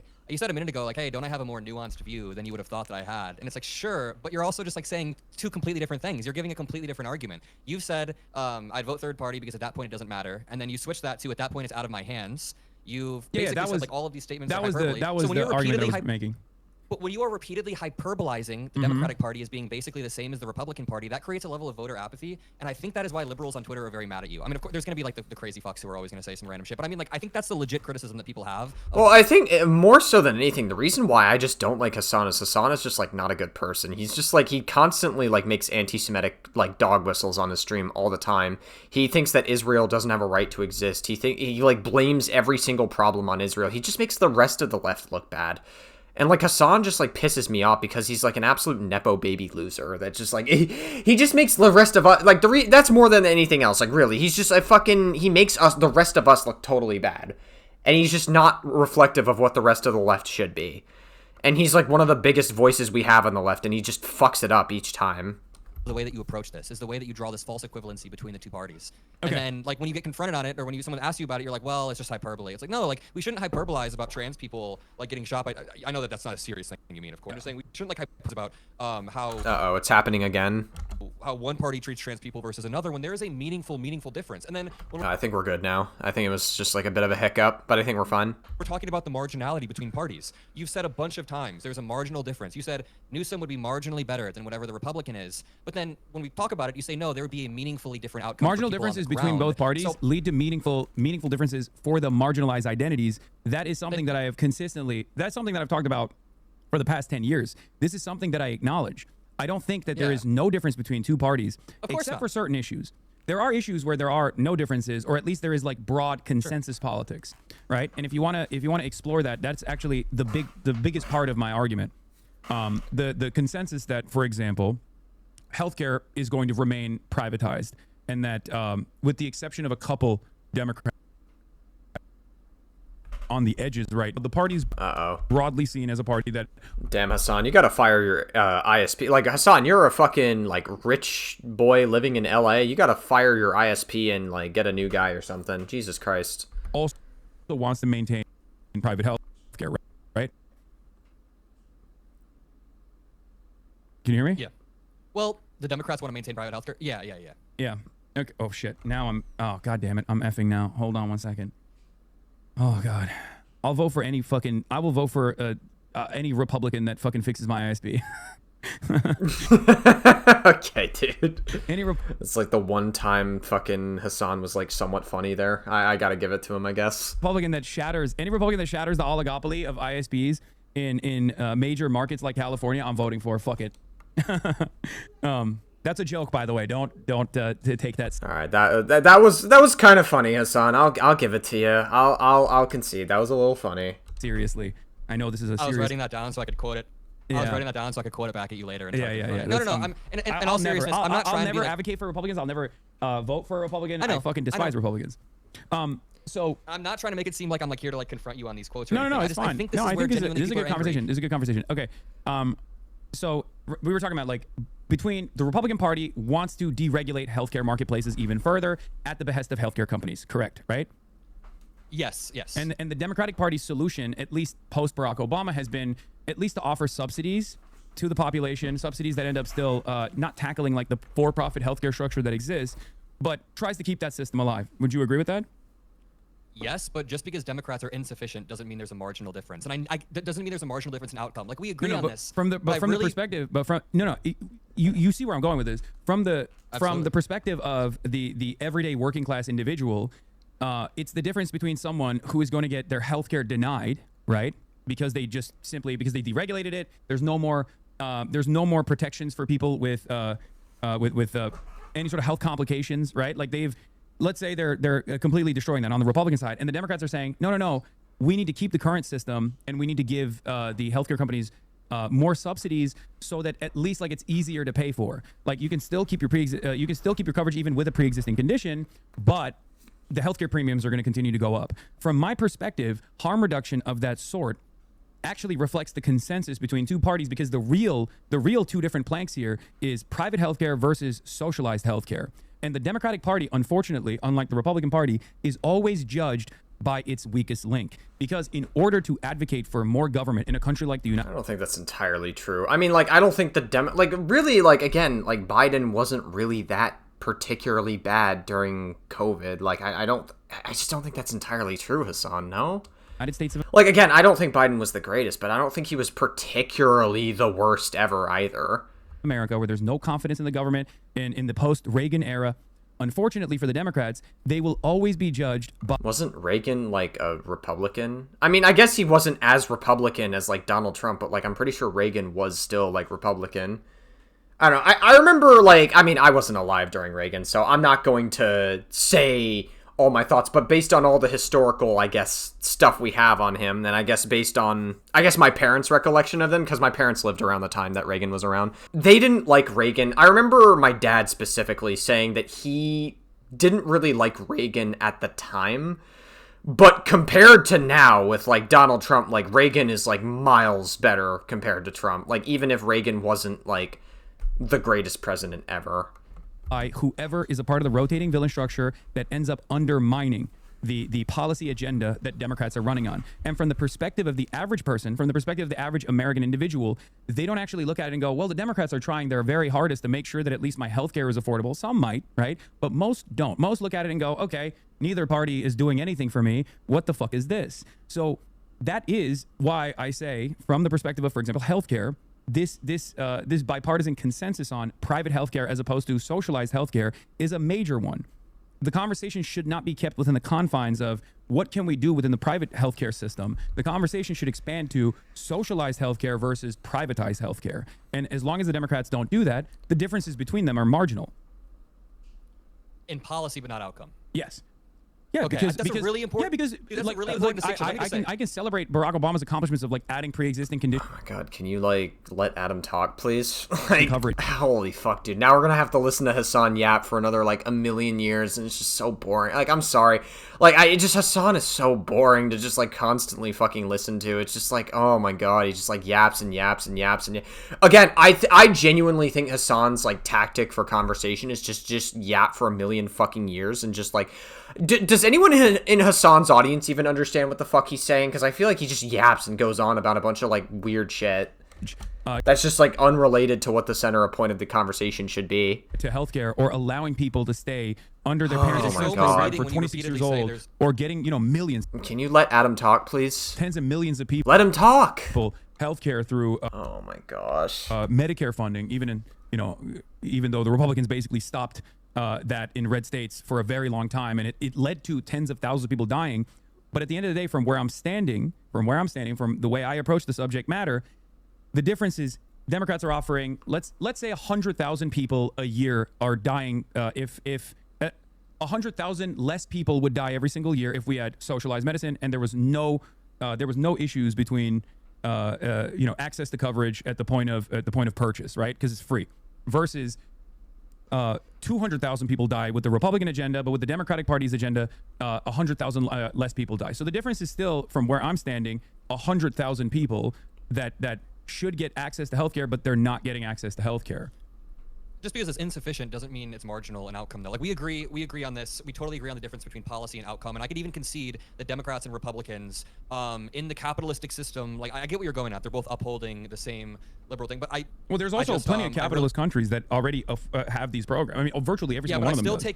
I still don't think you should say that there's a meaningful difference between the parties without saying you mean policy, because that could just, from my point of view, as a young 23. I mean, yeah, Hasan definitely subscribes to that idea, considering he is like fucking saying that voting for Kamala Harris would have the same impact as voting for Donald Trump. It would be literally no difference, according to Hasan. Year-old dude, there's a lot of voter apathy in my generation. You obviously influence a lot of young people, and I have friends that I went to high school with that have texted me like before the 2024 election saying there's no difference between the parties. Both parties are the same, and we've obviously illustrated throughout this country. Yeah, I think that's cringe, honestly. I feel like that's like a little bit like it's the same centrist talking point. Like I see Shuan Head do the same thing where she like says, "Oh, both sides bad," and then she like cum guzzles conservative shit. Like it's just so it's boring. It's like the both sides bad. Like, obviously, like, we can't even acknowledge that in 2026, objectively, conservatives and Republicans are just the worst party. Like, MAGA is defending literal pedophiles in office. The administration is defending literal pedophiles and rapists. Like, you can be a rapist pedophile and exist in conservative spaces in the year 2026. Conversation. No, both parties are absolutely not the same. Well, if they're watching me and not just watching the clips, they would know that there are differences. There are marginal differences in policy that yield massive differences in outcome. Having said that, however, another area where there's no difference, almost no difference whatsoever, is foreign policy. Wait, another area where there's no difference. Because there is one. So there is one. There is a difference on healthcare, though. You said there was almost no difference. So we already established that there's a difference on trans issues. There's a difference on healthcare. Yeah. Meaningful outcomes on healthcare. Let's talk about foreign policy for a second. But wait, before we move on to foreign policy, by the way, sorry. Yeah. I didn't correctly word that, but I'm going to get to the foreign policy thing in a second. You understand where I'm coming from, though, right? Like, because from the perspective of people that are not, from the perspective of the average American, the difference between being able to pay, $1,000 a month premiums and then having your service coverage denied at the aftermath of like a significant medical complication and not having that at all for tens of thousands of people is still it's still a devastating outcome, as opposed to the alternative, which is that they pay a significantly lower share in taxes and have that healthcare be financed by the government in a single payer style system. Like that's a massive difference, right? One that is the Democrats are not presenting as a unified vision. Democrats are insufficient on healthcare. Yeah, I agree, but there's not a meaningful difference. Okay, so we went through trans issues. There's not a marginal difference there. There is a meaningful difference. We just talked about healthcare. I think that there is a meaningful difference between the parties. Would you say regarding outcomes? No, what I'm saying is in terms of socialized medicine. So you don't think there's a meaningful difference between outcomes between the Democratic and Republican Party on healthcare? Between the Republican Party and the Democratic Party, there is consensus on maintaining private health care. Would you agree? There's a mortality gap. Yeah, but there's a mortality gap of 30,000 people that would have died over the past decade. Yes, My uncle, absolutely. when he was like 22 years old, got diagnosed with this rare form of cancer. The ACA saved his life. That's meaningful. This is meaningful to Americans. Is it insufficient? Absolutely. Should we spend as much time as we can polling Democrats to a more, public option version of healthcare? Absolutely. We can do this as much as we want. But yeah, and that's based on like the fucked up systems that we have in America. Like healthcare is far from perfect in America. It's I don't know. You look at like other countries and how they are able to do healthcare, and they somehow manage to do healthcare systems better than we do. It's actually like fucking crazy. And I feel like billionaires are a massive problem when it comes to healthcare as well, because of the fact that they're stealing tons of our tax dollars. If all the tax dollars that we pay aren't going to anywhere else, they are going to go to billionaires inevitably. Like that's just kind of how the economy is like set up right now, unfortunately. And so if we're looking at numbers though, what we're still getting back to is the very meaningful difference between socialized medicine and privatized healthcare. And the reality of the matter is that while the mortality gap exists between the Democrats subsidizing the healthcare system, even though maintaining its private structure. Do you know what the numbers would exactly look like? So I actually don't know what I don't know off the top of my head. I don't know off the top of my head what the socialized medicine. Let's say it is 100,000 like. people. Do you think 30,000 of those people are marginal? Let's say it is an extra 100,000 people that would have died. Do you think those 30,000 people are marginal or meaningful?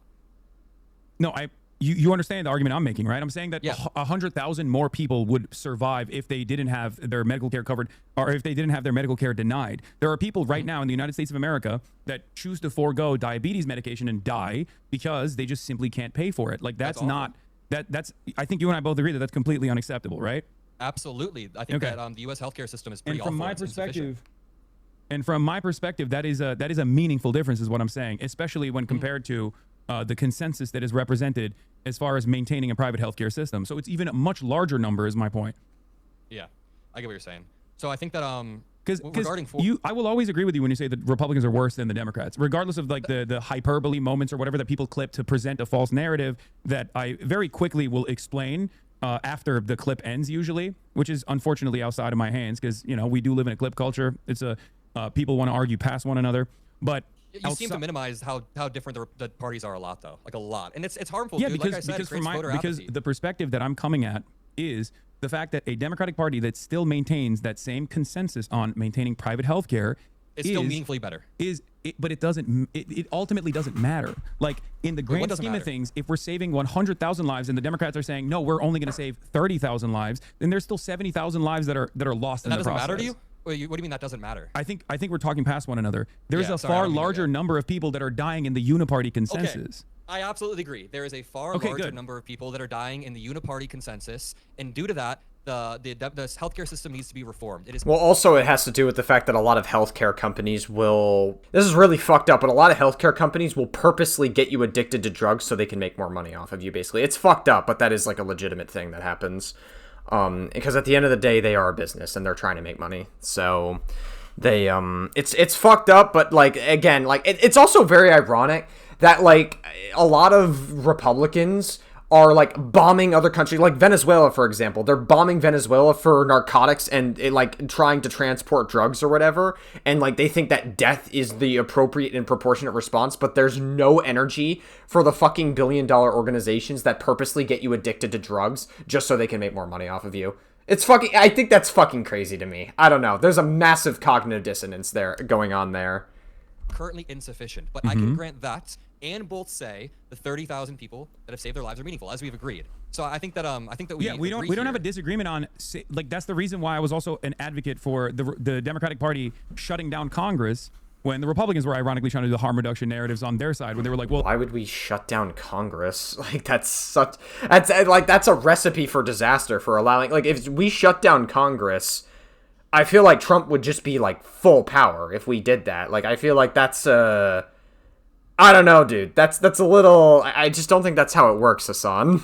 Every day that Congress is shut down, where we're not conceding to your very reasonable demands about funding healthcare and I feel like that's a very silly thing to ask for. The additional COVID subsidies back. You're allowing tens of thousands of, or if not millions of public workers to be furloughed and possibly die. Like the point I'm trying to make is in a much broader vision that is both politically beneficial, electorally beneficial. The Democrats refusing to take seriously because of the donations that they get from healthcare companies that want to maintain, that have a financial interest in maintaining a private healthcare system. The Democrats are writing off the additional 70,000 people, and they're getting away with this argument by presenting it as a lesser evil argument. Because it's true. The lesser evil argument, the harm reduction theory is correct. But because of the harm reduction theory being correct, the Democrats lean onto that rather than actually advocate for a bold vision. And at times they even lose the election, but it seemingly doesn't matter. Right. I think what we should do before the 2028 primaries is push our party as much as possible to reject the type of special interest groups that have led to this over the past decade, have led to the Democratic Party kind of feeding into this. But so I don't mean to keep hammering down on that point, but I do want to go to foreign policy because I think we can illustrate that. Can you just say if you agree, yes or no here? So the Democratic Party has meaningfully different outcomes when it comes to trans people. Yes, right. The Democratic Party has meaningfully different outcomes when it comes to healthcare. The Democratic Party, marginal or not, in terms of their different approach to both, healthcare is even more marginal, but the Democratic Party's approach to these issues from the perspective of the people that are receiving it, from the perspective of the people that are looking at it, from the way that they angle the conversation, the way that they move to a centrist position on a lot of these key positions is marginally different, but marginal differences yield significant outcomes for the people. So the average person views the policies as marginally different, even though they're the ones who are receiving the outcomes. Like the person who either gets insulin 100%. Do you think that the average American is making a reasonable, a rational decision when they're voting? Not the average American, but the Americans that are affected. Like if you need insulin and you get rejected due to a Republican Party, that's meaningful. There's meaningful outcomes there. Yeah, and yet they still make irrational choices all the time. I mean, I think I didn't think you'd disagree with me on that. Yeah, how many people with like immediate undocumented family members voted for Donald Trump? Yeah, that's true. They are insanely irrational in their decision making. That's why I always say you have to have a definable agenda that makes you that makes you viable at the elections. There's two different problems. Yeah, and the problem with this, Hasan, is I've already said it earlier in this reaction, but like again, you didn't advocate to vote for Kamala Harris in any meaningful way. Like, you weren't doing that because you were terrified that Kamala Harris would be bad for Palestine, even though Trump is way worse at, for policies in regards to Israel-Palestine than Kamala Harris would be. I mean, if you look at Donald Trump right now, he is so fucking buddy-buddy with Netanyahu that, like, they're both attacking Iran, and, like, Trump is a massive threat to all of our fucking allies. Like, there's obviously a lesser of two evils that you could have voted for. That's, unfortunately, like, listen, you don't have to like Kamala Harris, but objectively, she is better than Donald Trump is. Like, you don't have to, like, that's just how our voting system is set up. Unfortunately, you vote, you kind of have to pick your poison a little bit. Until we can have more meaningful voting systems in America, that's just kind of what it is. And you have to accept that. But you purity tested Kamala Harris because you found one thing you didn't like about her, and then you didn't, like, meaningfully want to advocate to vote for her because you were scared of Israel-Palestine. That's really what this is. Rational actors no matter what, though. People are going to be rational actors no matter what. That's why you got to fucking bludgeon them in the head. That's why you got to bludgeon them in the head in the same way that Republicans unfortunately do very well by... Great. Because now the problem with this now is that, like, conservatives now get to turn around. Like, if they ever watch this debate, again, this debate's not really that popular because it's, like, very terminally online. So I like, obviously Hasan has, like, a fan base, but, like, nobody's watching this debate in the sense that, like, it matters in the grand scheme of debates. Anyway, what I'm saying is, like, if people, like, if any conservative, like, sees, like, a clip of Hasan saying, like, we gotta bludgeon them in the heads or whatever, they're gonna take that out of context and be like, oh, look how violent lefties are. This is Hasan making a call to violence. And Hasan has made calls to violence on stream before as well. I would say Asmongold is much worse when it comes to his calls to violence. But, Hasan, like, is just doing the same, like, again, you make the rest of us look bad when you do shit like this. You make the rest of us look really bad. And they have less structural hurdles than the Democrats do, obviously, in this situation. But they... Oh my god, I just can't with this guy. Now he's gonna go back to yapping for another million years. Holy fuck, dude. Bludgeon people in the head by saying, make America great again. Here's what those values mean. And then they just, like, add a bunch of nonsense into it. They engage in hyperbole. They regularly will... I'm gonna just speed this up because we're gonna hear Hasan yap for another million years, so... regularly will be definable by their policies. Build the wall. It's like very simple. It's very simple stuff that they actively harp on, and the Democrats are constantly running on a defensive posture. And my argument is the reason why I think they're running on a defensive posture is because they can lean into the harm reduction narratives, because the harm reduction narrative is a correct approach. It is correct in theory, but given that most voters are making irrational decisions, unless they're literally fucking bludgeoned in the head with it over and over again. Yeah, you didn't advocate to meaningfully vote for Kamala Harris, so... to spell out those party differences, they're not going to make a rational choice, and many of them are not even going to vote at all. My community, on the other hand, by the way, overwhelmingly voted for Kamala Harris, but that's besides the point. I mean, no, I don't believe that. I'm sorry. No, most of your audience didn't want to vote because the Kamala Harris would be bad for Palestine. Like, that's what, like, literally, you didn't meaningfully advocate to vote for her whatsoever. I refuse to believe that a majority of your audience voted for Kamala Harris. I think he's lying about that. I refuse to believe that. That doesn't make any sense to me. Virtually every single person in my community. No, I don't believe you. I don't believe you. Community voted for Kamala Harris, contrary to what people say. If it's 2028, man, and we're running on, like, harm reduction narratives in the general, I will be very, very disappointed. I hope that we have a really... I'm excited. Okay, you'll be disappointed, so you understand what I'm saying, though, right? Then don't you feel like it would be out of your hands as far as, like, what you can do? Because at that point, I can... At that point, I can lie to my audience. At that point, I can lie to my audience and be like, no, you guys don't understand. Kamala Harris, when she says we're going to have the most lethal military, what she actually means is that she's going to be anti-war as opposed to Donald Trump. No, but no one's going to fucking listen to me. You say your audience listen. We had an ideological primary. Then why didn't you just say that then? Why didn't you advocate to vote for her then, Hasan? Why didn't you do it? You didn't. You didn't advocate to vote for her at all because of Israel-Palestine, but now you're lying and saying that, like, a majority of your audience voted for Kamala Harris when I just don't even think that's true. I given, like, like, your audience will, like, purity test anybody. Like, I don't believe that. I'm sorry. And if Gavin Newsom is the nominee, like, they're the kind of person that thinks that, oh, Hasan, like, fucking Kamala Harris, a little bit bad for Israel Palestine, not gonna do it, not worth it. Yeah, that's literally what your audience is. I don't believe you. this obviously did not go our way. We will continue to pressure his administration, but the difference between voting for Gavin Newsom and a J.D. Vance, or voting third party and abstaining and lowering the threshold for J.D. Vance to win, is the difference between quite literally 15 million people dying due to USAID cuts, which Gavin Newsom would restore. It's the difference between like a mother in Sudan having a malaria vaccine for their infant son versus that malaria vaccine not being there and the son dying. There's multiple studies and models showing that 12 to 14 million people will die by 2030 due to the cuts of USAID. And I think that the onus is on us in 2028, whether it's Newsom or another candidate, to be at the end of the day, be like, yeah, we have to suck it up and we have to not only just reduce harm marginally. I hope that Gavin Newsom never runs on saying, even if he's going to restore USAID, I hope he doesn't try to run on restoring USAID, because I feel like that will lead to a significant defeat. Run on restoring USAID. No. Even if he's going to do it, I'm not even saying that's a bad thing. Yeah. I'm saying he should not be. He should not be running around being like, I'm going to restore USAID. That's why you should vote for me. No, that's totally fine, but this matters. This matters. I don't disagree with you. I don't disagree with you on that either. So what do you mean? Maybe it'll come across as a shock for people, but what do you mean it's out of your hands at that point? I don't think it's out of our hands at that point. What is out of my hands is that no matter if people ask me about, why Kamala Harris was not coming out and releasing a statement about the significant differences that she presented as opposed to the Biden administration's Gaza policy, because I think we agree that like she did not separate from Joe Biden in a meaningful way at all, right? Like, yeah, she did, and that's a big part of why she lost. So, Well, it's also due to the fact that Kamala was. Kamala was. I don't think she was like a bad candidate, but like unfortunately, like a lot of people in the United States of America believe that women can't. Like, we're still very regressive in the United. I don't want to say regressive. Regressive seems like a strong word. There's a lot of people who believe that women can't vote for or can't run as a president in the United States of America. It's part of the reason why Trump was able to beat a senile old man and lose to a senile old man and beat 2 women. But yeah, no, Kamala Harris was just like, she didn't have any meaningful time to like build her campaign up, and Biden kind of like dropped out last minute, and Kamala had like 4 or 5 months to really like push for like as big of a run as she could, but she could not, unfortunately. One of my biggest points of contention, especially leaving the DNC where I got basically blackpilled, I was like, I could not believe like how much people were celebrating it and how much people thought like, oh, we got this in the bag. When the situation on the ground showed a very different reality, at least from my perspective.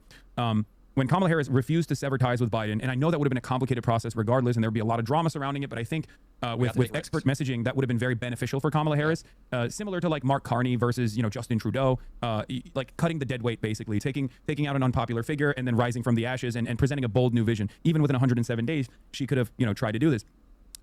When they didn't do that, and they tried to win by hugging and kissing Liz Cheney, and tried to win by like going after this mythical moderate voter in the exact ways that Matt Iglesias and Jonathan Chait and all these other people presented as a positive, like a lot of these commentary folk that the Democrats do listen to for some reason, I don't know why. When they ran around with this pivot to the center and kept repeating it, and the consulting class kept repeating that this was like the appropriate thing to do, when I had 2 options. I could have just been like, well, guys, you have to understand Kamala Harris is actually going to be much better than Donald Trump, which I did bring up with regular frequency, especially as it pertains to... Not really. I don't think you did. I don't think you were like... Again, I sound like a broken record. You weren't advocating to vote for her. You definitely... You weren't saying Kamala Harris would have been better. If anything... Hasan like said the opposite. There's a clip of him that's saying if we voted for Kamala Harris, it would have been the exact opposite. Like it would have been the same thing. Like Hasan was saying that it would have been the same fucking thing if Kamala Harris got voted in instead of Trump. It would be the same outcome when it wouldn't be. Like I like he's just blatantly lying here. What Donald Trump was presenting, dude. He's fucking lying here. He's lying to try to. See, Adam Mockler, I take it Adam Mockler is not like a massive Hasan watcher, and like good for him, honestly, because Hasan is just like a very like, I feel like anyone in Hasan's audience is like extremely terminally online, so good for Adam for not like engaging with that. But like, it's gonna suck because like Adam Mockler is not gonna realize that Hasan is just like blatantly lying about this point in particular. Like he was claiming that he like meaningfully advocated and says that Kamala would have been better than Trump. No, you don't. You fucking weaselly fuck. You're only saying that now because Trump was. You're now seeing the effects of how batshit crazy Trump and his administration really is. That's the only reason you're saying it now. But like any normal fucking liberal could see that like the writing had been on the wall for Donald Trump. Mass deportations and what that would look like. And there are many, many videos where I, presented how terrifying a vision Donald Trump was spelling for the future of the country versus what Kamala Harris was presenting, which conceded, because this was another holdover from the Biden administration, conceded that undocumented migrants were actually a national security interest, a national security issue, that they were actually leading to crime, and that the only solution was a compromise position that wasn't mass deportations, but instead was like, deportation of some. That was completely unnecessary because the main point that the Republicans drove home was built around a lie that undocumented migrants are responsible for a higher share of per capita crimes than natural-born U.S. citizens are. That's never been the truth. Are you not okay with some deportations if someone's actually committing crimes? Because the stats say that undocumented immigrants commit crimes at lower rates than native-born citizens. They commit crimes at very low rates. Which makes sense to me because they're trying to start a new life, and obviously illegal immigrants are going to do everything they can to not commit a crime because then they'll be discovered that they're an illegal immigrant and then they'll get deported out of the country. It makes sense to me why they're not criminals.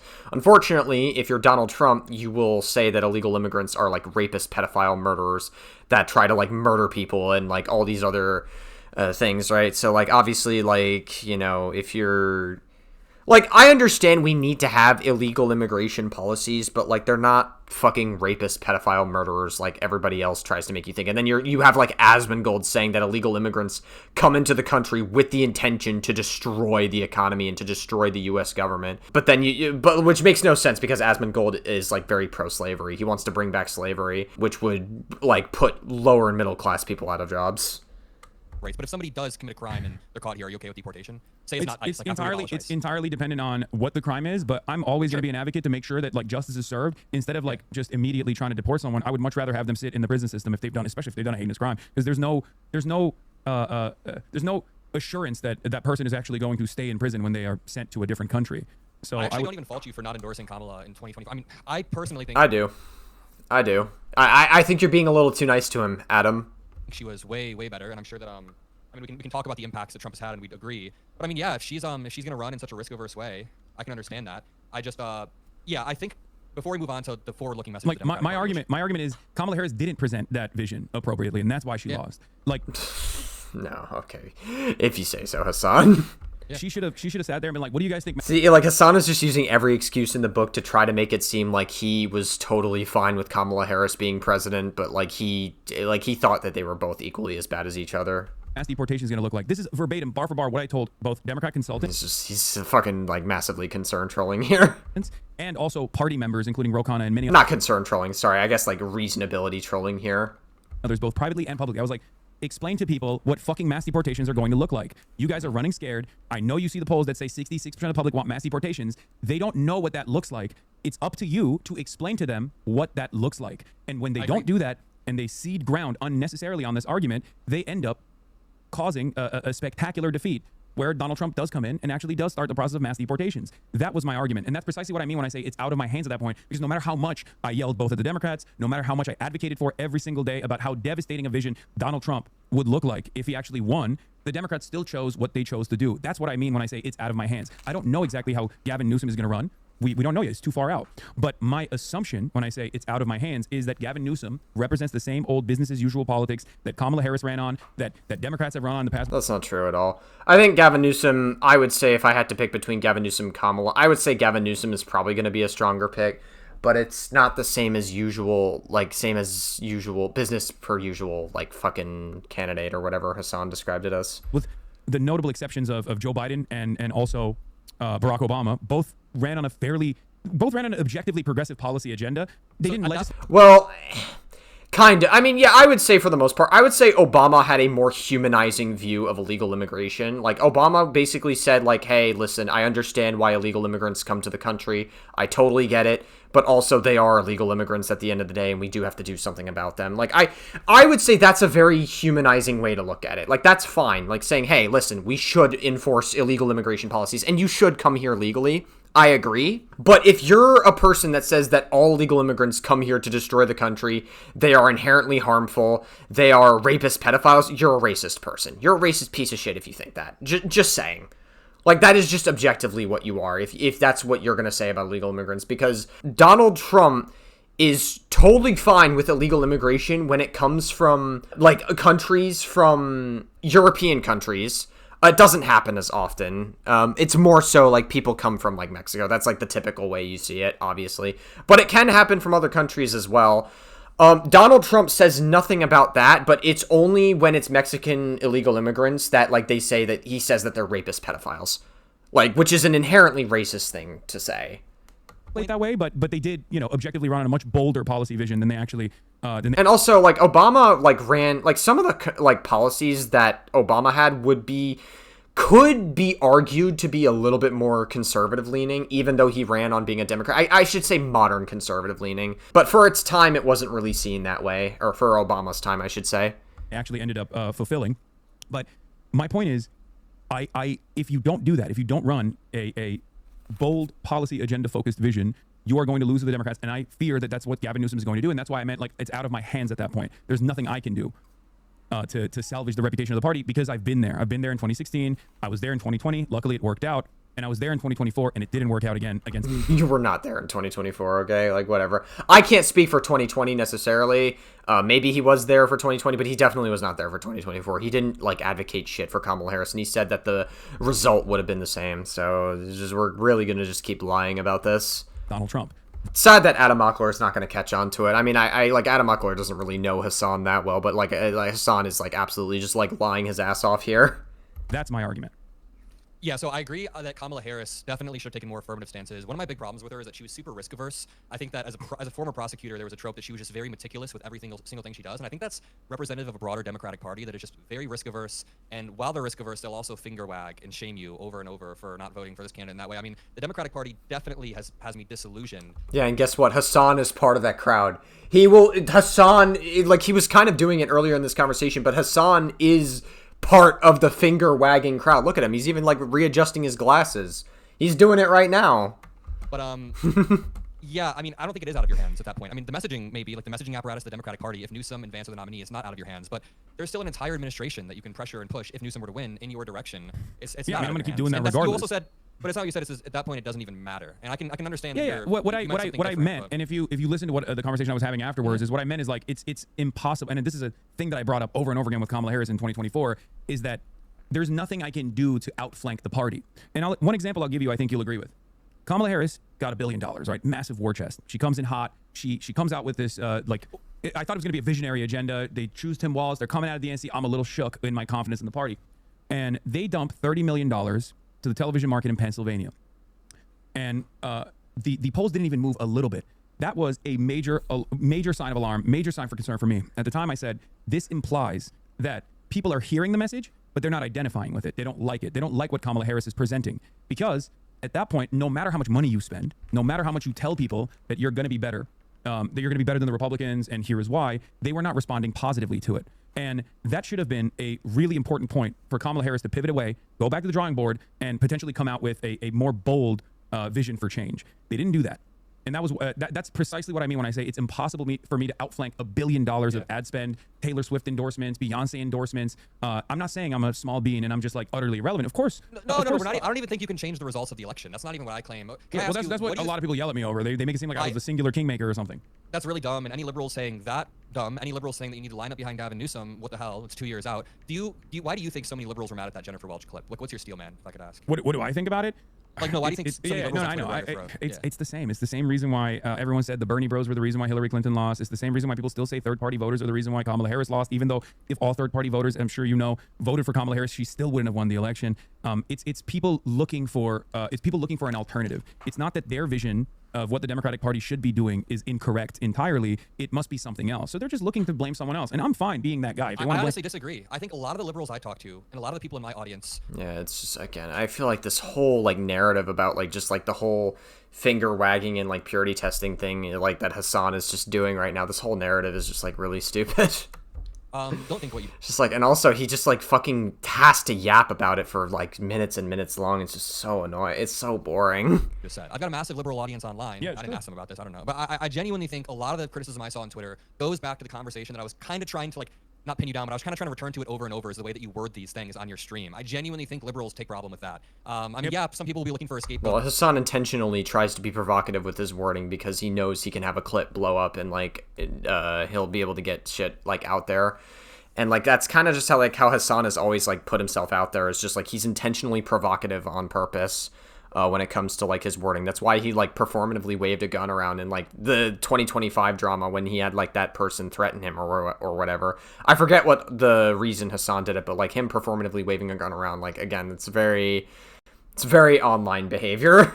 And will say that third-party voters, like, cost Hillary the election or cost Kamala the election. I mean, it's not... I don't think it's true in the case of Kamala, but I think that no one expects you to change the results of the election, or maybe not no one. No reasonable person expects you to change the results of the election. No reasonable person expects you to jump up and down and start throwing Gavin Newsom 2 years before we even have our candidates there. Like, no reasonable person is going to say, if you would have said, I refuse to pre-commit to any candidate, and I want to use my leverage, and I want to make sure that we have an ideological battle, and I want to come out on top, I'm not going to commit to anyone. I think you could have minimized the amount of liberal damage. And you did explain right after why you didn't vote for Kamala and how it was the same. The clip was way before. The clip ended way before. Yeah, but you're saying something different too now. You're saying it's out of your hands. But you did word it. You're live a lot every single day, so you can't word it perfectly. perfectly, but you literally said at that point it doesn't even matter. One day prior, you said like Newsom is marginally better. When liberals see all of this in totality, it's like, wow, this guy doesn't think that the Democrats are even different, and this guy has a lot of apathy towards who wins. It came off as apathetic, and like, I mean, I think there's a common criticism online. Do you feel like some people want to feel like I'm apathetic? Do you feel like, well, one, there's two different reasons for there's two different things I want to mention here. One, the plurality doesn't vote, and therefore the plurality is apathetic, right? My audience, as I've demonstrated already, is not apathetic, and they are voting for the Democratic Party when push comes to shove. I think the plurality would be less apathetic if we could illustrate more. I think the plurality is apathetic because people say there's a marginal difference between the parties. Okay. If we could illustrate This is a good point. This is a good point. So you think it's people like myself and others that are creating this apathy, and not the multi-billion-dollar messaging infrastructure of the Democratic Party that is making it seem as though the differences are either completely irrelevant for them? No. Or the $1 billion like thing. What? I have to listen to that again. This is a good point. So you think it's people like myself and others that are creating this apathy, and not the multi-billion-dollar messaging infrastructure of the Democratic Party that is what in the name of concern? What? Making it seem as though the differences are either completely irrelevant for them? No. Or inconsequential. Billionaires are more of an issue on the right. Like, you have fucking Elon Musk, who's heavily aligned with the right, and Donald Trump putting in, like, the tariffs and all these policies that, like, benefit nobody except rich people. What is he even talking about? Like, I'm so confused. Like, what in the name of concern, troll? No, I think it could be both. It could be both and. Two things can be true. So the Democratic Party is definitely insufficient. No. But that was the point I was making. I was saying, saying, like, incredibly insufficient. Sorry. Well, no, that is precisely my point, which is that I can't outflank the party. If the party is constantly communicating that, like, they're going to be moderate, they're going to have only marginal differences, but, like, they're going to be the adult in the room, and that's what they're communicating. My reflection on that as being devastating is not going to actually change people's minds that were going to previously vote for the Democratic Party and don't. And that's precisely the reason why virtually everyone in this community voted for Kamala Harris, regardless of the setbacks that she, regardless of her election hangups. And that's the reason why I don't necessarily care what liberals say on the internet. Like, if they want to yell at me, it's fine. But one of the things that they consistently mention is like, oh, he's popular because he's shitting on the Democrats. And that is the problem. Like, you're basically recognizing that the Democratic Party is an incredibly unpopular brand, and we have to fix that if you want the Democrats to actually consistently and reliably win elections, which I care a lot more about the policy agenda than I do about, like, Democrats as a brand, as a party winning, right? Sure. So that is the issue, and these guys don't understand that that's the issue, and constantly recycling harm reduction narratives over and over again doesn't actually make people on the outside, the plurality of voters that do have that apathy, take a different look at the Democratic Party. It just makes Democrats look like smug elitist assholes who are entitled to your vote. And for God, great. It can be both and. The Democratic Party. Oh my God, it's just like, again, there's so much wrong with it, but it's like, I'm so, like, fucking bored of just hearing Hasan. Yeah. Oh my God, it's just like, okay, dude, yeah, Democrats are bad, but being far left is totally based, I guess. Wow, incredible, Hasan. Thank you. Party definitely needs to message better and draw the difference better. But I also think that the way that you speak about it, I'm not blaming it all on you, by the way, not even blaming it mostly on you. I think that the way people speak about it is that the parties are the same does create that type of apathy as well. When they're not the same, we've walked through this entire stream how there are meaningful differences. You do recognize. I talk about the differences. If people that are watching the clips actually came and tuned into my live broadcast, or even watched any of the YouTube videos or whatever, they would realize that you think that voting for Kamala Harris would have the same result as voting for Donald Trump. They would know that that's not all I say. No, right? I watched multiple. Okay, dude, if you say so. Full-length videos, and you really blur the lines. And I'm not gonna, when your audience, you do in the video, you said two things back to back. You said Democrats have literally written you out of existence. Later on, you say Democrats would essentially shoot you. It's fine to use hyperbole, but no, you're bringing up two clips. Those are two different clips. No, it's in the same video. It's the same video. I know, but I already explained to you that. But there's additional things I say in between those two clips.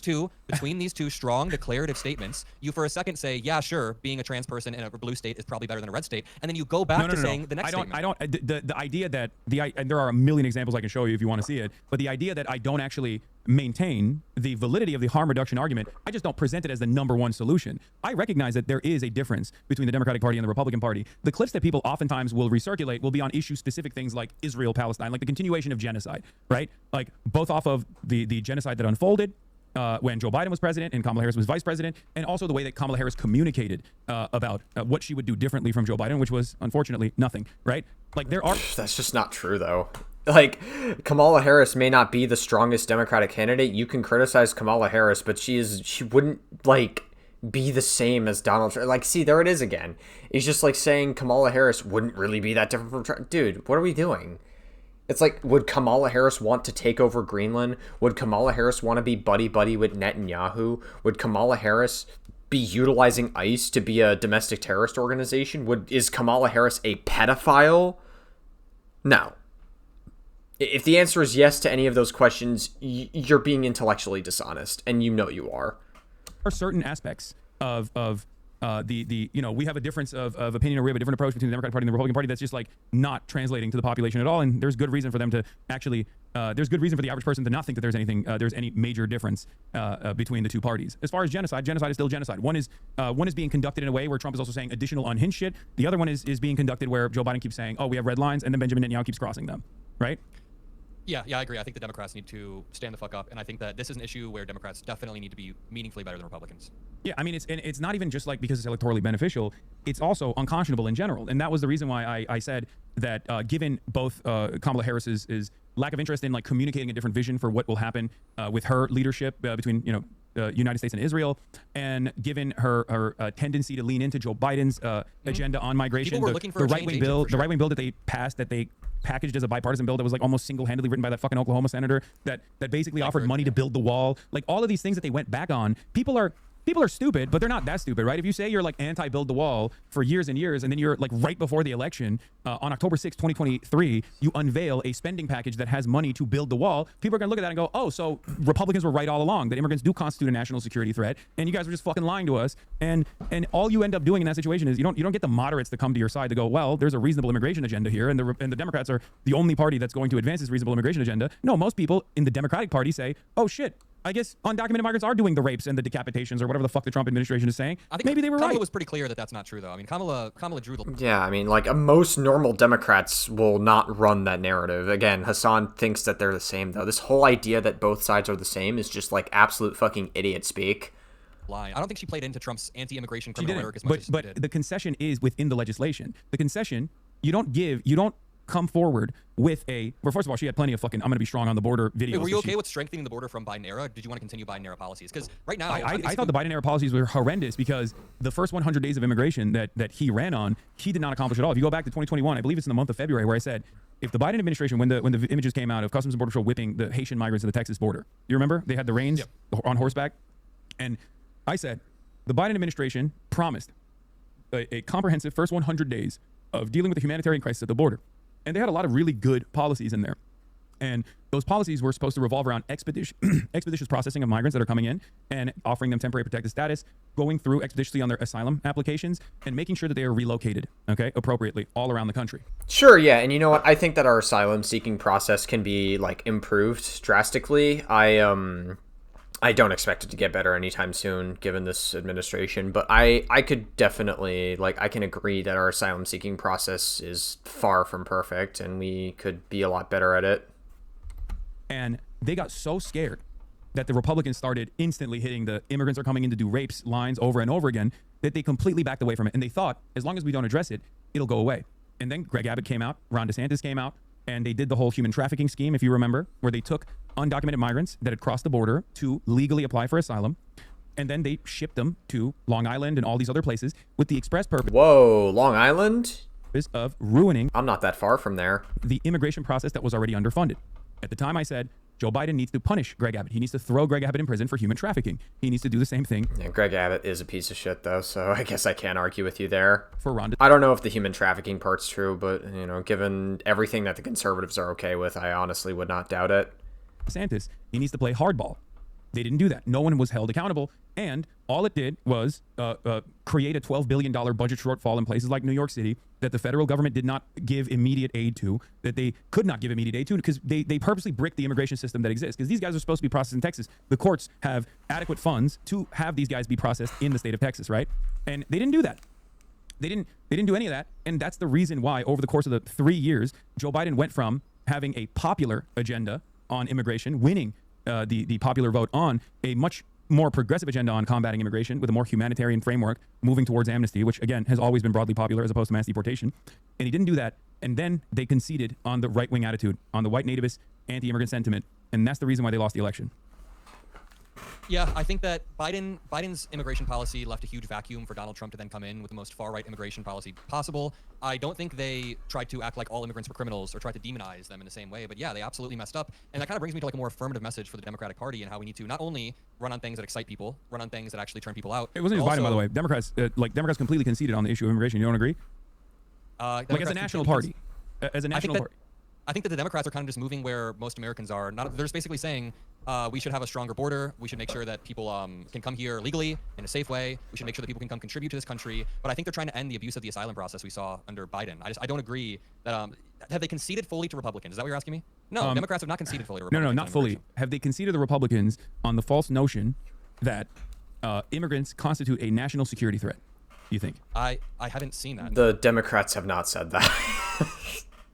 I mean, if he's referencing maybe like Barack Obama, like saying like, hey, you know, I sympathize with illegal immigrants, but we should, you know, still enforce illegal immigration policies. Like, obviously, we do need to enforce illegal immigration policies, but we shouldn't dehumanize them like the fucking Trump administration is doing either. And I feel like that's like the weird undertone that Hasan is making with this argument. No, wait. You don't think that the October 6, 2023 bill was a concession to the faulty notion, the one written by Langford? Yeah, the one that... Can you name one mainstream Democrat who's called immigrants a national security threat? No, of course not. But that bill...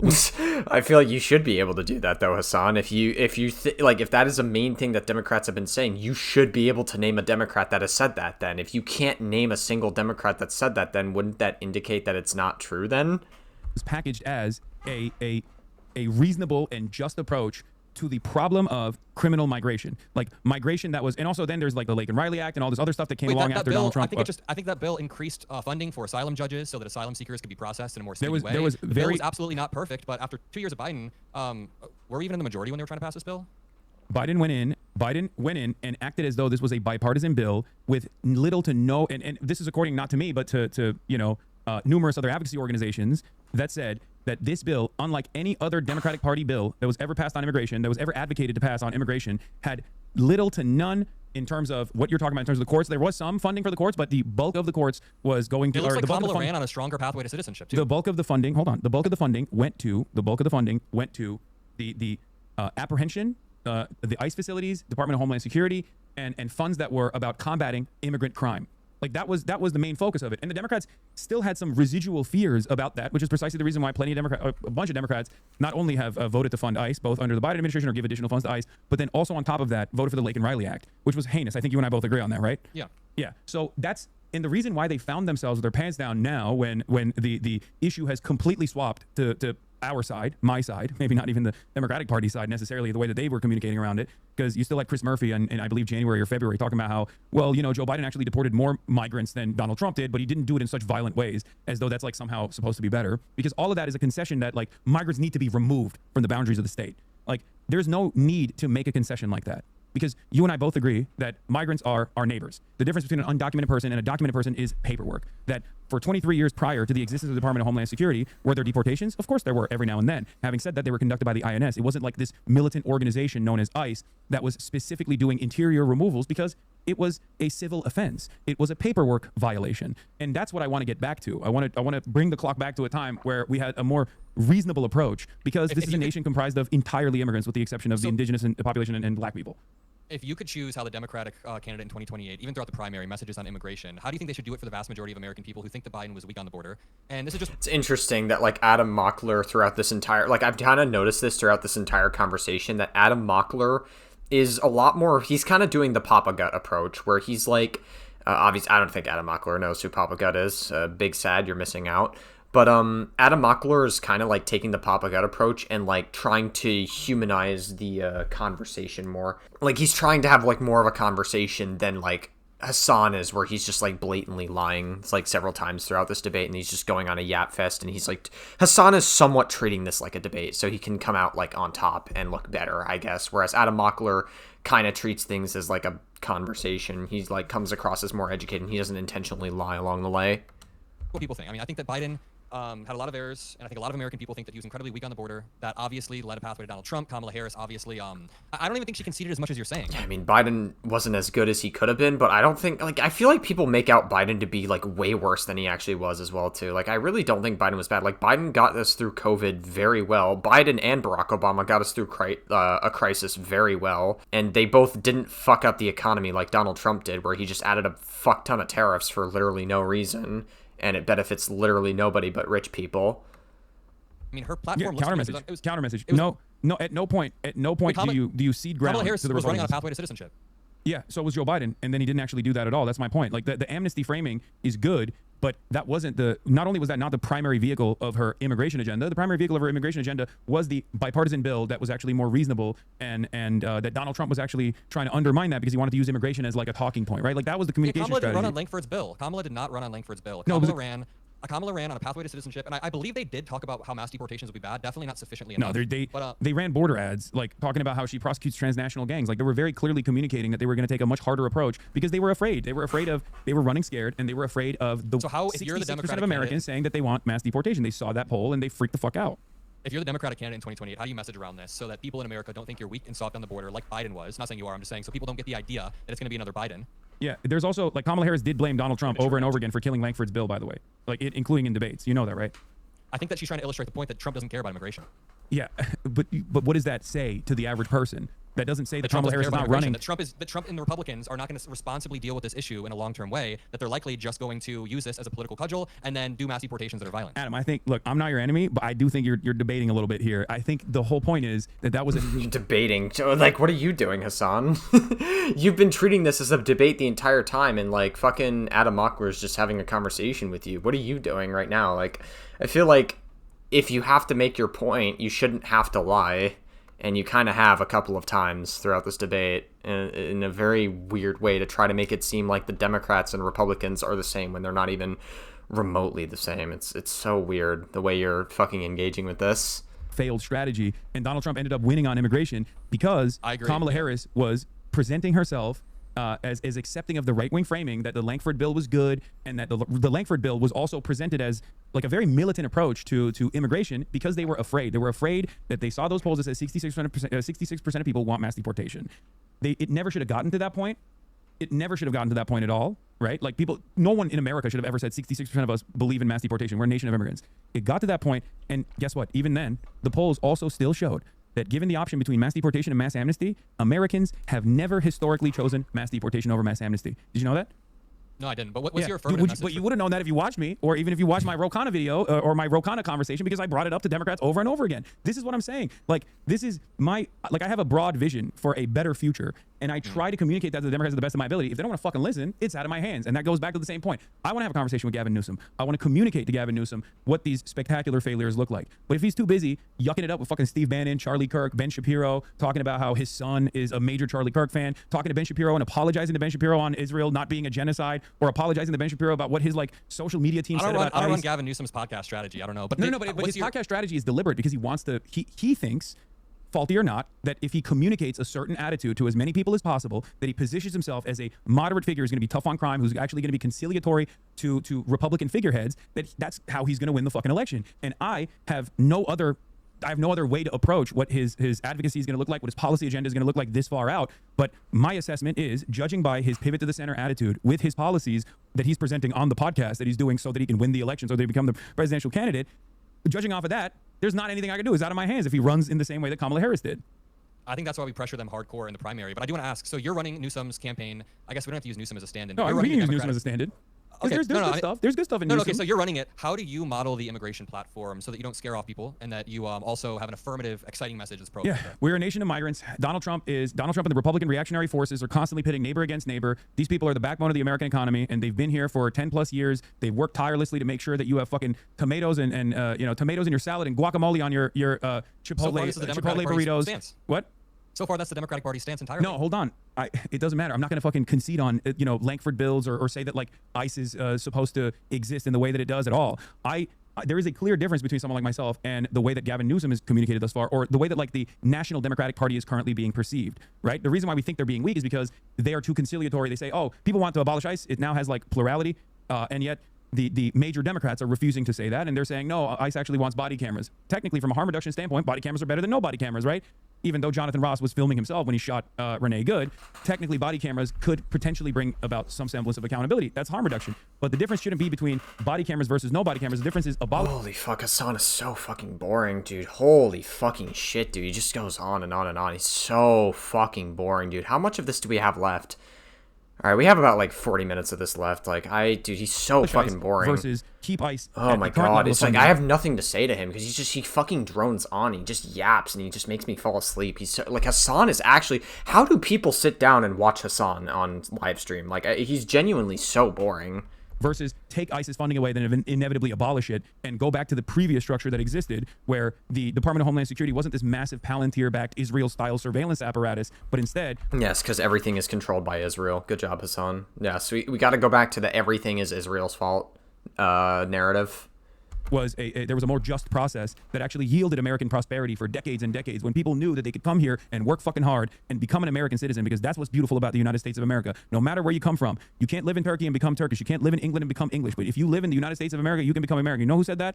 Ronald Reagan. That's who fucking said that. And that's what I would say. I would be like, listen, that's the beauty of America. And the Republican Party of today has become this hate-mongering behemoth at the behest of the billionaire pedophilic cabal. We're no longer entertaining these false notions that pit neighbor against neighbor, and we're going with a bold and radical vision that says you work hard and you get more of an earning, you get a bigger percentage of the pie that you have actually created. We're gonna work at the behest of the working class. We're no longer gonna care about the billionaire pedophiles. We're gonna fucking arrest them. We're gonna apprehend them if they're doing crimes. We're gonna bring about accountability. That's the way I would go about it. I also think that after ICE is abolished, which I totally agree, we should be running on all of this, but after ICE is abolished, I think that Democrats need to run on something like a new law that has... Yeah, I mean, at this point, I think we should abolish ICE, because, like, at this point, there's too much fucking, like, damage to the name ICE, you know? There's way too much, like, bad representation of ICE. I feel like at this point we probably should, like, abolish it. Of course, if you're shoe on head, you'll take the centrist approach and be like, what ICE is doing is terrible. You can criticize them, but they're not the Gestapo. They're not Nazis. We shouldn't abolish them. Like, okay, because she's terrified of getting canceled by her audience, which I would say is a majority, like, right wing, to be honest with you. Criminal penalty. I really don't think it's disproportionate to say that, because, like, shoe on head is very biased to the right. For any government actors that just recklessly, knowingly, or purposefully violate Americans' rights. That's a framework that we're working on, because a lot of it's inside the Civil Rights Division, which Trump has totally corrupted and which people have resigned from, like, multiple times since Renee Good was shot. So I do think that Democrats need to run on a more affirmative immigration message. That's what I've been working on as well. I've been appealing a lot to my family who moved from Syria in the early 80s and saying that, look, they became incredibly successful, have hired dozens of families, or hired dozens of people, fed dozens of families. They have, helped build a great community in Indiana. But yeah, I agree that Democrats need to run like that. Okay, I mean, we don't disagree. But okay, so the last question I have for you is, it seems like you want to be done with this conversation. I totally understand. Yeah. Okay, because Kamala Harris also vowed to sign the border bill that Trump derailed, as she spoke about on her DNC speech as well, where, because they were presenting it as like Trump is a derailer, Trump is actually not serious about tackling the immigrant crime narrative, and that they were that they were going to be serious, unlike Donald Trump, which, again, I kept saying over and over again that was a major mistake. But if, let's say, Gavin Newsom runs scared in a similar fashion, do you feel like we will be able to overcome voter apathy, or should we rely on... I don't think Gavin Newsom will run scared. I don't even think Kamala Harris, like, ran scared either. I don't get this narrative on how scared people are. I think I am gonna, by the way, speed this up further. I think I actually do have to 2x speed this. I'm sorry. Like, it's just, Hasan is so boring to hear yap. I'm sorry. Like, I'm not saying much, like, to Hasan. Like, I feel like it's just Hasan droning on. He, like, sometimes doesn't even let Adam Mockler speak. He just, like, fucking drones on and on and on, hardly, like, lets him speak. Like, it's so weird. Like, Hasan is treating this more like a debate than Adam Mockler is. With how devastating Trump has been, and hope that, like, whoever the Democratic Party presents is going to eke out a marginal victory. No, should we rely on harm reduction narratives, is what you're asking? Well, my point, the thing that I'm trying to present to you is that if Gavin Newsom, the way that he's communicated so far on his podcast and whatnot, if that materializes into his, like, presidential candidacy, he puts a bid out there for himself as a guy who's going to run scared or going to be more moderate than the way that the Democrats have been presented so far, they're too woke, all this stuff, and it goes along with that, and then he ends up losing to J.D. Vance. Do you feel like that will be because of people like yourself and myself who had differences in opinion with Gavin Newsom, who still tried their very best to communicate that, like, J.D. Vance is going to be, even more devastating and somehow more Palantir-backed than this current administration? Or do you think it'll be in the hands of the Democratic Party at that point? I agree with you. I've agreed with you this entire time. It's in the hands of the Democratic Party. It's in the hands of, honestly, us to have a good ideological battle and make sure that whoever wins the primary is somebody who is not going to run or concede to Republicans. My entire thesis this time has not been that, my thesis entire time has not been that it's us that does. I think that it's on the Democratic Party, absolutely. Okay, I think a lot of people that yell at me don't want to come to terms with that reality, because that's my argument. It's not your fault if the Democratic Party loses. It's not your fault if Gavin Newsom wins the primary. My entire point earlier, in the steel man I was trying to make for the liberal movement is just responsible platforming and speaking about the Democratic Party in a way that doesn't minimize the gap. And I disagree with you that that's just based on clips that have been spread out there. I watched a decent amount of your content. It just felt like there was repeated minimization, but. Yeah. I don't think you should watch a decent amount of his content, Adam Mockler. You'll rot your brain. Sorry, I'm getting blasted. Again, to be fair though, I don't think Adam Mockler is focused as much on infighting when it comes to the Democratic, or I guess left, the party of the left. Just because, like, you know, that's the last thing we need right now, especially since we're trying to beat the insane right that is our government, and fucking Trump being a massive warmongerer. I just look, simply put, my community, myself, like we work hard to get Democrats elected. It's the only feasible option for people who are on our side of the ideological spectrum. There's no third party viability. And also, I've never, contrary to what people think, I've never actually supported Jill Stein. For the record, I told people that I won't endorse Kamala Harris. Having said that, if there's one person I would urge people not to vote for, it's Donald Trump. And I also did communicate to people that Jill Stein is, a little bit of the closest I would ever arrive at, like someone being an op, right? Someone who is just materialized every 4 years. A lot of people got mad at me for that. That's just my assessment, and I stand on that. Yeah, having said that, the reason why I did not go out on an affirmative campaigning for the reason why I didn't affirmatively campaign for Kamala Harris over and over again is because of the things that I just already explained to you, and I think you seemingly agree with that, and that's precisely where I'm at as far as like where the blame lies. I think at the heart of the Democratic Party, there's still this attitude that like Democrats are entitled to the votes of marginalized people. Democrats are entitled to the votes of the working class because after all, the Republicans are far worse for labor rights than the Democrats are, and this is true, right? But why don't people recognize that? Why do they still go back to culture war narratives? That is what I want to solve, and I know what the reason for that is, and I think a lot of people don't want to recognize that. A lot of people that say no, you're wrong, and the Democrats keep losing because you're just not voting hard enough for them, don't want to recognize that Democrats are judged by their weakest members as a national party. They are judged by the Joe Manchins. They're judged by the Kirsten Cinemas. They're judged by Mark Kelly sometimes when he's being weak on union-related issues. Well, no, Mark Kelly had his like fucking whatchamacallit, his like freedom of speech threatened, where Donald Trump said that you don't have to violate. I always forget the wording of Mark Kelly, but like Mark Kelly had his like fucking freedom of speech. They threatened to take away his veteran status, because he said that you don't have to follow like orders or whatever or something like that. Not, and it's totally understandable that they're judged by the weakest figures in the party because those weakest figures in the party are the ones who actually. I do remember it was like a freedom of speech. I always forget like how it was like a threat to freedom of speech. I have to like really like remind myself of it, but I do remember it very clearly being like a threat to free speech. But I always forget. Completely destroy the comprehensive policy agenda of the Democrats. And because I will constantly shift the blame back to people in positions of power, whether it be the Democratic Party or the National Party or their capabilities to whip these votes that are necessary to go forward with a comprehensive vision that they advocated for, understandably, when that legislation doesn't happen, people look at it and go, okay, so you're not on my side. Like, you're just not on my side. You don't care about these issues. That's the real reason. And that's why there's such a massive disconnect between a lot of consultants and the public in general. I see it all the time with the consultants that I read, with the writers that I read, where they constantly talk about, like, why don't the labor movement understand that the Democrats are far better? Joe Biden walked the picket line, right? I mean, Joe Biden walked the picket line for the UAW. That's massive. That's unheard of. There's no president I don't think any American president has ever walked an active picket line, right? That's a huge deal. And yet the labor union, or the rank and filers in many of these labor unions, still ended up voting for Donald Trump. Why is that the case? Don't you want to find out why? Yeah, because obviously the average person didn't understand what was happening. No. It's not the reason. That's not the only reason, rather. Because harm reduction doesn't fucking work as a driving force. I agree with that. And the average person, you know what the average rank and filer thinks? They think, at the end of the day, they stopped the rail strike. And I fucking consistently kept explaining to rank and file union members that are in my chat, labor organizers in my chat, that the Biden administration quietly actually made the railway companies concede on some of the demands that were being made by the unions. But they didn't care because they stopped a fundamental vehicle of change for the labor unions when they openly went out and said, you can't strike, you can't do a railroad. I agree with you that harm reduction isn't a sufficient way to sell our policies. I've said that a few times. I definitely think we need something more affirmative. Have you been following the Talarico versus Crockett primary in Texas at all? Yeah, I mean, I that one's a doozy. Dude, this one's really blackpilling me on the way that like the way that people listen. I really respect Jasmine Crockett as a candidate or as a person. I think she's a firebrand who's stuck at the Trump and was a great representative of that district. But the way that people are attacking anyone online who endorses Talarico is really just not cool. I've seen my friends get called like white supremacists. Yeah, this is the James, not James Gandolfini. This is the meme of the first time when we're at the gallows, and I'm like, first time? This is what it is. Look, I've been doing this since 2016. Yes. No, yeah. I don't like the identity politics like weaponization either, but actually I don't even think that just happens from liberals. I see it happening on both sides. You know what's interesting? The way that I saw Talarico people being attacked by Crockett supporters, I've seen it happen from lefties to liberals, liberals to lefties. I just think that online Twitter conversations are absolute trash. But yeah, Talarico's platform is really solid. I think he would be really good in the Senate, and I don't like the way that this primary is being conducted. No, I don't either. But unfortunately, that's been a primary method that Democrats, especially establishment Democrats, have deployed against the left with regular frequency. And most of my establishment audience is very pro Talarico. I don't think like but there's a lot of people. There are a lot of people that there's like random creators or whatever. Yeah, there are a lot of random creators on the internet that will deploy those cynical lines of attack. And not only that, but when asked, okay, well, where were you for Ilhan Omar when she was being unjustifiably smeared all up and down the timeline? Where were you for Cori Bush? Where were you for Jamal Bowman? Where are you now for Summer Lee when she needs help every now and then? They're noticeably absent from that conversation because there is an ideological slant there. There is an ideological slant there where they think these guys are actually different than the establishment Democrats. It's actually not on the basis of Oh my god, dude. I'm so fucking over Hasan just yapping. It's just like, oh my god. I thought this debate was going to be much more interesting. I thought I would have a little bit more to say, but like I kind of don't. I mean, I might as well finish it because like, again, we have like maybe like less than 20 minutes left of this debate. So like I'm still going to finish it, obviously. Like roughly like 25 minutes left. I might as well. I mean, we've already reacted to so much of the debate. I don't think I'm going to stop it here just because, like, the Hasan is boring as fuck. But still, it's just, like, I thought this would be more interesting of a conversation. Like, Adam Mockler is, like, remotely the only one that's, like, actually, like, kind of reasonable here. A defense against white supremacy at all. It's almost always about potentially where they're getting their bag from. That's what I think, at least. Or yeah, I mean, I want to say on that note, like, I see that you've been talking a lot about Chorus on your timeline too. I know a lot of Chorus creators who are very pro Talarico, so I don't think they're being paid to be pro Crockett. No, I don't think Chorus has like a whip over all of their creators at all. I don't think they're like, you have to go out and like attack Hasan. I think there's a lot of unfair attacks against Chorus. I get it. I'm not even a part of Chorus. I've never taken money from them. I was like on one meeting when they launched, but I think that it's a pretty solid group that is not funded by Israelis. I don't know. There's a lot of really pro Palestine people in the group. I don't know who's in the group. That's kind of a part of the. Well, we don't know exactly who's in the group, but we know who's. Some people have openly talked about it and have said that there's people who have said openly that they're part of Chorus and have also called Joe Biden Genocide Joe. I see a lot of people in my comments always asking me like, are you taking Chorus money? Is that why you're such a liberal or whatever? And it's like, no. I mean, I think there's a lot of really unfair attacks of Chorus when it's just. I think Chorus is a good answer to. I think Chorus is a good answer to like the Daily Wire, where it is like there is a necessity to combat Republican disinformation.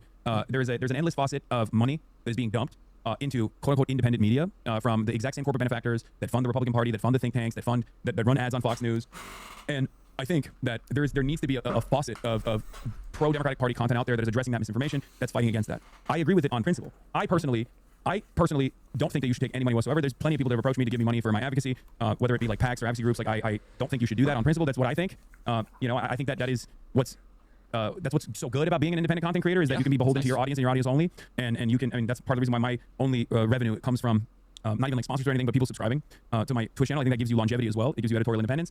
Having said that, what I was talking about with like the one Chorus content creator was he was straight up in the tank for Wesley, what's his name, Wesley Bell in Missouri. I mean, that is Wesley Bell was entirely an AIPAC puppet. $20 million in that race against a wonderful person, Cori Bush, who was a spectacular fighter, who was an incredible champion of human rights and was a fantastic congressperson. And Israel literally straight up punished her because she was right too early. And that Chorus creator saying, fuck Cori Bush, I don't like Cori Bush, I love Wesley Bell. I'm like, okay, like Chorus creators who are known to be Chorus affiliated shouldn't be running around saying shit like that because then you look like you're being paid by Israel. That's my point. Like I hate this because it's just like everything, like Hasan just has to be like, oh my god, everything is being controlled by Israel. Everything is Israel's fault. It's like, okay, Hasan, like, see, this is what I'm talking about. It's like Hasan could be a valuable voice on the left if he wasn't so fucking anti-Semitic and he didn't push constant anti-Semitic conspiracy theories all the fucking time, being like, everybody's controlled by Israel. Everybody's paid by Israel. It's like, if Hasan hates something, it has to have been done by Israel. It can't just be like a thing that he hates. He can't just leave it there. And it's just like, it's so boring. It's like, that's literally all Hasan does on his streams. It's just, it's all Israel. It's all Israel. It's all Israel. It's like, shut the fuck up. How does anyone listen to this shit? I absolutely. It's like so boring. Agree, but your tweet kind of reads like you were implying that Chorus is like full of Israeli assets. I don't know. I think that no, I think there are a lot of content creators that are obviously more establishment. I'm curious to know what Adam means by that. I feel like I don't know. I hope Adam pushes back on that a little bit. Again, I get that. I understand that like Adam is treating this more as like a conversation, but I really would like him to push back on that a little more because it's like not everything needs to be like controlled by Israel. Democrat aligned that are working with Chorus that just happen to. That happened to maybe not talk about Israel as much. I don't think that it's like being paid by Israel. What? You don't think they're being paid to not talk about Israel? You just think they happen to not talk about it? Yeah, I think it's a self-selecting group of people, but there are some people. Okay, so he kind of does push back on it, to be fair. Okay, thank God. From what I understand, there are also Chorus content creators who are outspoken on the issue of genocide. Yeah, that's fair. I see a lot of unfair attacks, but I think that's how it works in not to bring up manufacturing consent so close to Noam Chomsky's new revelations and his connection to Jeffrey Epstein, but usually it's a self-selecting process. It's not like people are not being bribed to do something. People are more so already inclined to do something, and then they are the ones who rise up through the ranks or get rewarded for it. And I do think that if the project of Chorus is supposed to defend the Democratic Party, then of course the people that they're going to select for the most part are going to be people who defend the party. And if the party is defending Israel, then they're also going to be going after people who, for the most part, defend Israel. If you could ask Gavin Newsom a few questions, what would you want to ask him? Oh, I have so many questions to ask him. I wonder how he thinks he will overcome the "Don't California my state" narrative that will destroy his campaign. I would ask him why his solution to combating homelessness after years and years has not been around a housing first policy, and instead it's just been riddled with like institutional hurdles, hang up after hang up, an overall refusal to try to fix the housing market in the state of California, which has some of the most expensive housing markets in the world. Dude, shut the fuck up. You're like a rich millionaire that like has like several fucking rich cars, and you live in a nice apartment in LA. Like, I just don't want to hear it from, like, these millionaire, like, it's like hearing Pokimane complain about being in a rich capitalist society. Like, it comes across as, like, you're out of touch because you're rich as fuck yourself. Hasan has a lot of money. I don't want to hear Hasan talk about like poor housing problems when he has a lot of fucking money as well. Like it comes across like you're out of touch. Like just shut up. I don't want to hear it from you. You know, those would be probably my main concerns because like I think Gavin Newsom's gonna get hit on everything. I don't think you really care about that, but okay. But I think if I were to think of like the most consequential thing for Gavin Newsom, it would be housing. Also, why won't he talk to me? That's the other thing. Because I know that he has fans of mine that work on his team that I Probably because you're very terminally online and you said that America deserved 9/11. You've made many calls to violence and you're extremely like you're just not a good person. And you're also like you give tons of anti-Semitic dog whistles.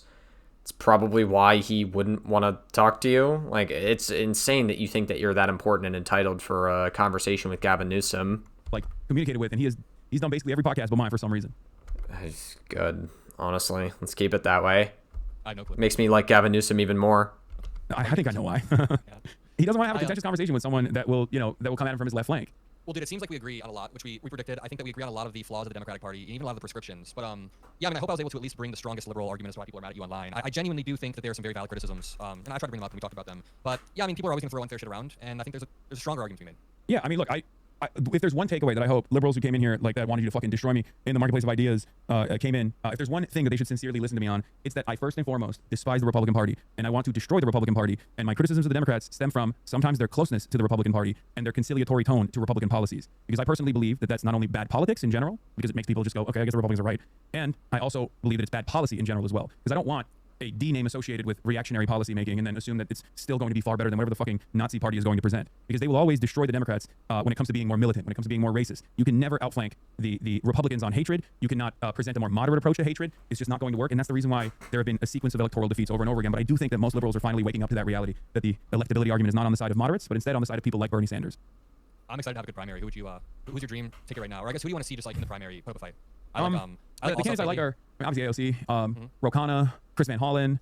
AOC would be decent. I don't think she would be the best pick because unfortunately again, there's a lot of people in America. I feel like if we just had like a woman candidate, like I feel like we just, I hate to be that guy, but like I don't think we can bank on a woman candidate right now just because there's still a lot of people in America that just think that women can't be president of the United States. It's just an unfortunate reality. And if there's any hope for the Democratic Party, we just can't like have that right now. I would say James Tallarico is probably the best one in my personal opinion. I would say those are, and then my sleeper pick, depending on how he, like, of course I love Rashida Tlaib and Ilhan Omar and stuff, but like I'm talking about like who has ambitions for higher office in general, and Summerlee as well. But as far as like the three contenders that I brought up, those are three. The dark horse is again entirely dependent on how they would design their campaign, but like someone like Jon Stewart could be interesting, even though I don't think Jon Stewart. Why the fuck would Jon Stewart be interesting? What the fuck? Oh my god, why would Jon Stewart be interesting? Oh my god, are we just not going to hear James Tallarico at the very least? I feel like he's one of the strongest we could have. He's even remotely invested in that, or like a Sean Fain, for example, like an outsider pick. And then my sleeper pick, once again, depending on how he actually communicates on the issue of Israel, because he's both been really good early on and then really bad. John Ossoff. I think John Ossoff is the reason why I call him a sleeper pick is because I think he's a very interesting guy. I think he is more progressive than he lets on, and I'm saying this only as someone who's like paid very close attention to how he has communicated at times. And my chat is already fucking up my ass for saying that. John Ossoff, when it was not even remotely favorable to do so in fucking Georgia, came out and had an anti-Israel position out of nowhere, and he's Jewish. And he came out, and then he got fucking yelled at like every like Jewish advocacy organization immediately. It's curious because like it's one thing to be against the genocide that Israel is committing, but also it's another, like when Hasan says anti-Israel, like it's a dog whistle. It's like just anti-Jewish. Like obviously Hasan like hates Jewish people very much so, and he constantly makes fucking dog whistles against Jewish people all the fucking time on his stream. And yeah, I don't know, dude. It's just like one of those things where it's like every time Hasan says anti-Israel, like I kind of just have to be like, it's Hasan saying it.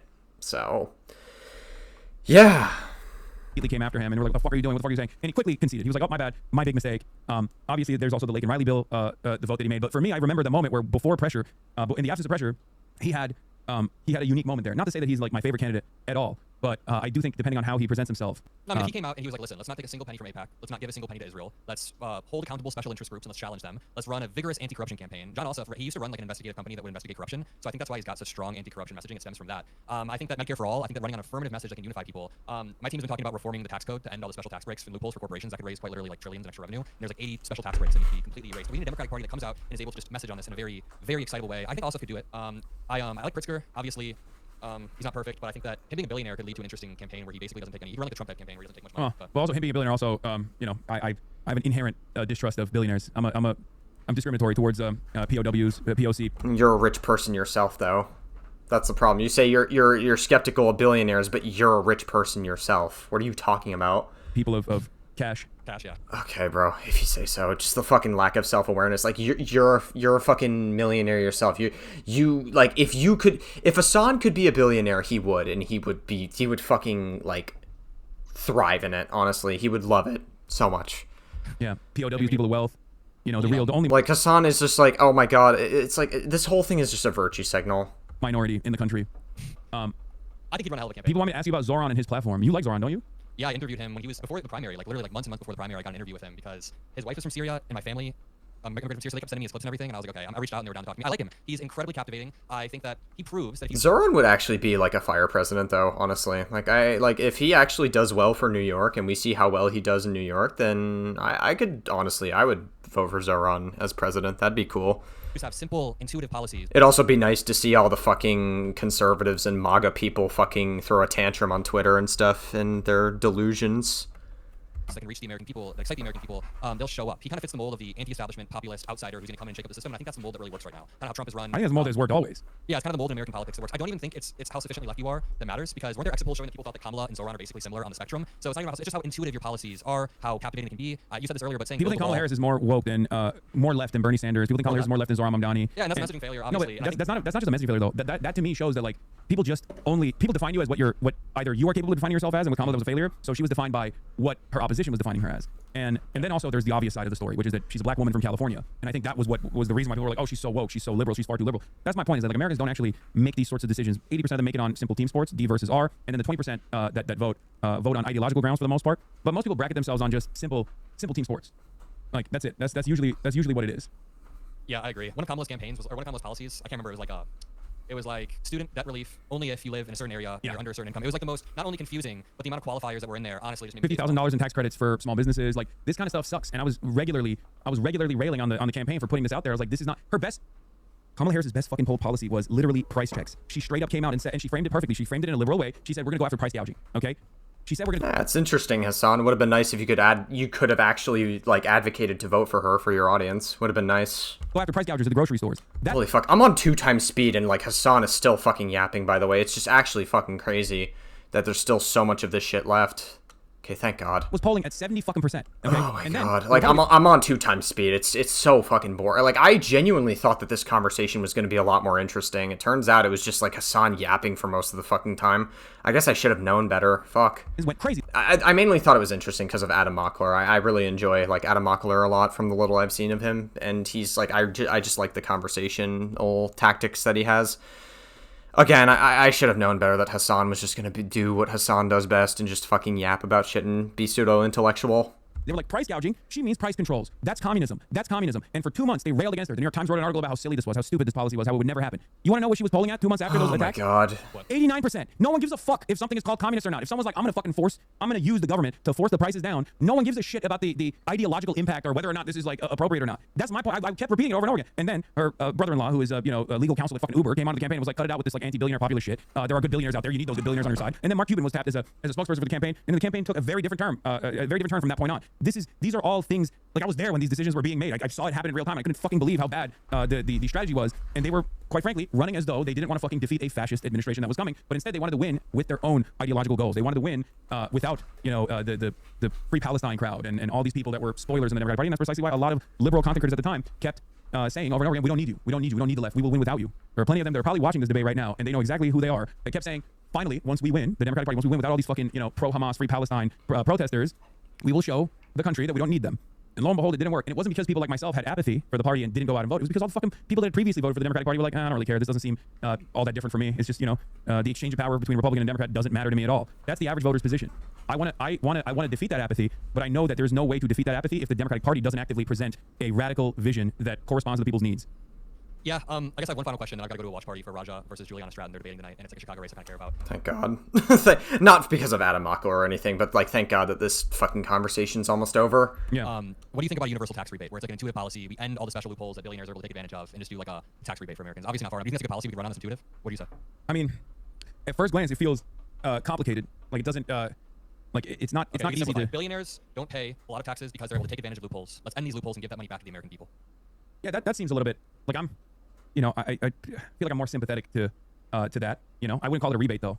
Okay, I'll send you my document on it. And we're coming up with the Project 2029. It's we're calling it the most vicious anti-corruption campaign to end special. All right, is there anything else in this debate? Sorry. Implies that it must have been devastating. And that is really either hyperbolic or irresponsible without following up afterwards. And I think we talked about that because then you said cleaner, but. Yeah, I mean, I want to loop back to the marginal debate because it's mainly that word that I really just don't like. Unless you want to talk about that one again. I don't know. No, it's all good. There's not a marginal. We can do it. We can do it at a different date. Next time people are yelling at me about some other shit. You can come and All hold right, I think we're done. We're basically at the end of the debate. They don't really talk about anything important. I don't really have much commentary I can give at the end of the debate. We've watched most of it. I think I'm just gonna end the react here because wow, nothing against Adam Mockler, obviously. I really like his stuff from the little I've seen of him, but Hasan was so boring. I expected that to be a much more interesting debate, but it just Hasan just fucking yapped for a million years, and it just I'm actually falling asleep. It's so fucking boring. Jesus Christ, dude. Oh my god. I guess I'll watch more of Adam Mockler's stuff as long as he doesn't fucking talk to Hasan again. Holy shit. that was so boring. Nothing against Adam Mockler as a person.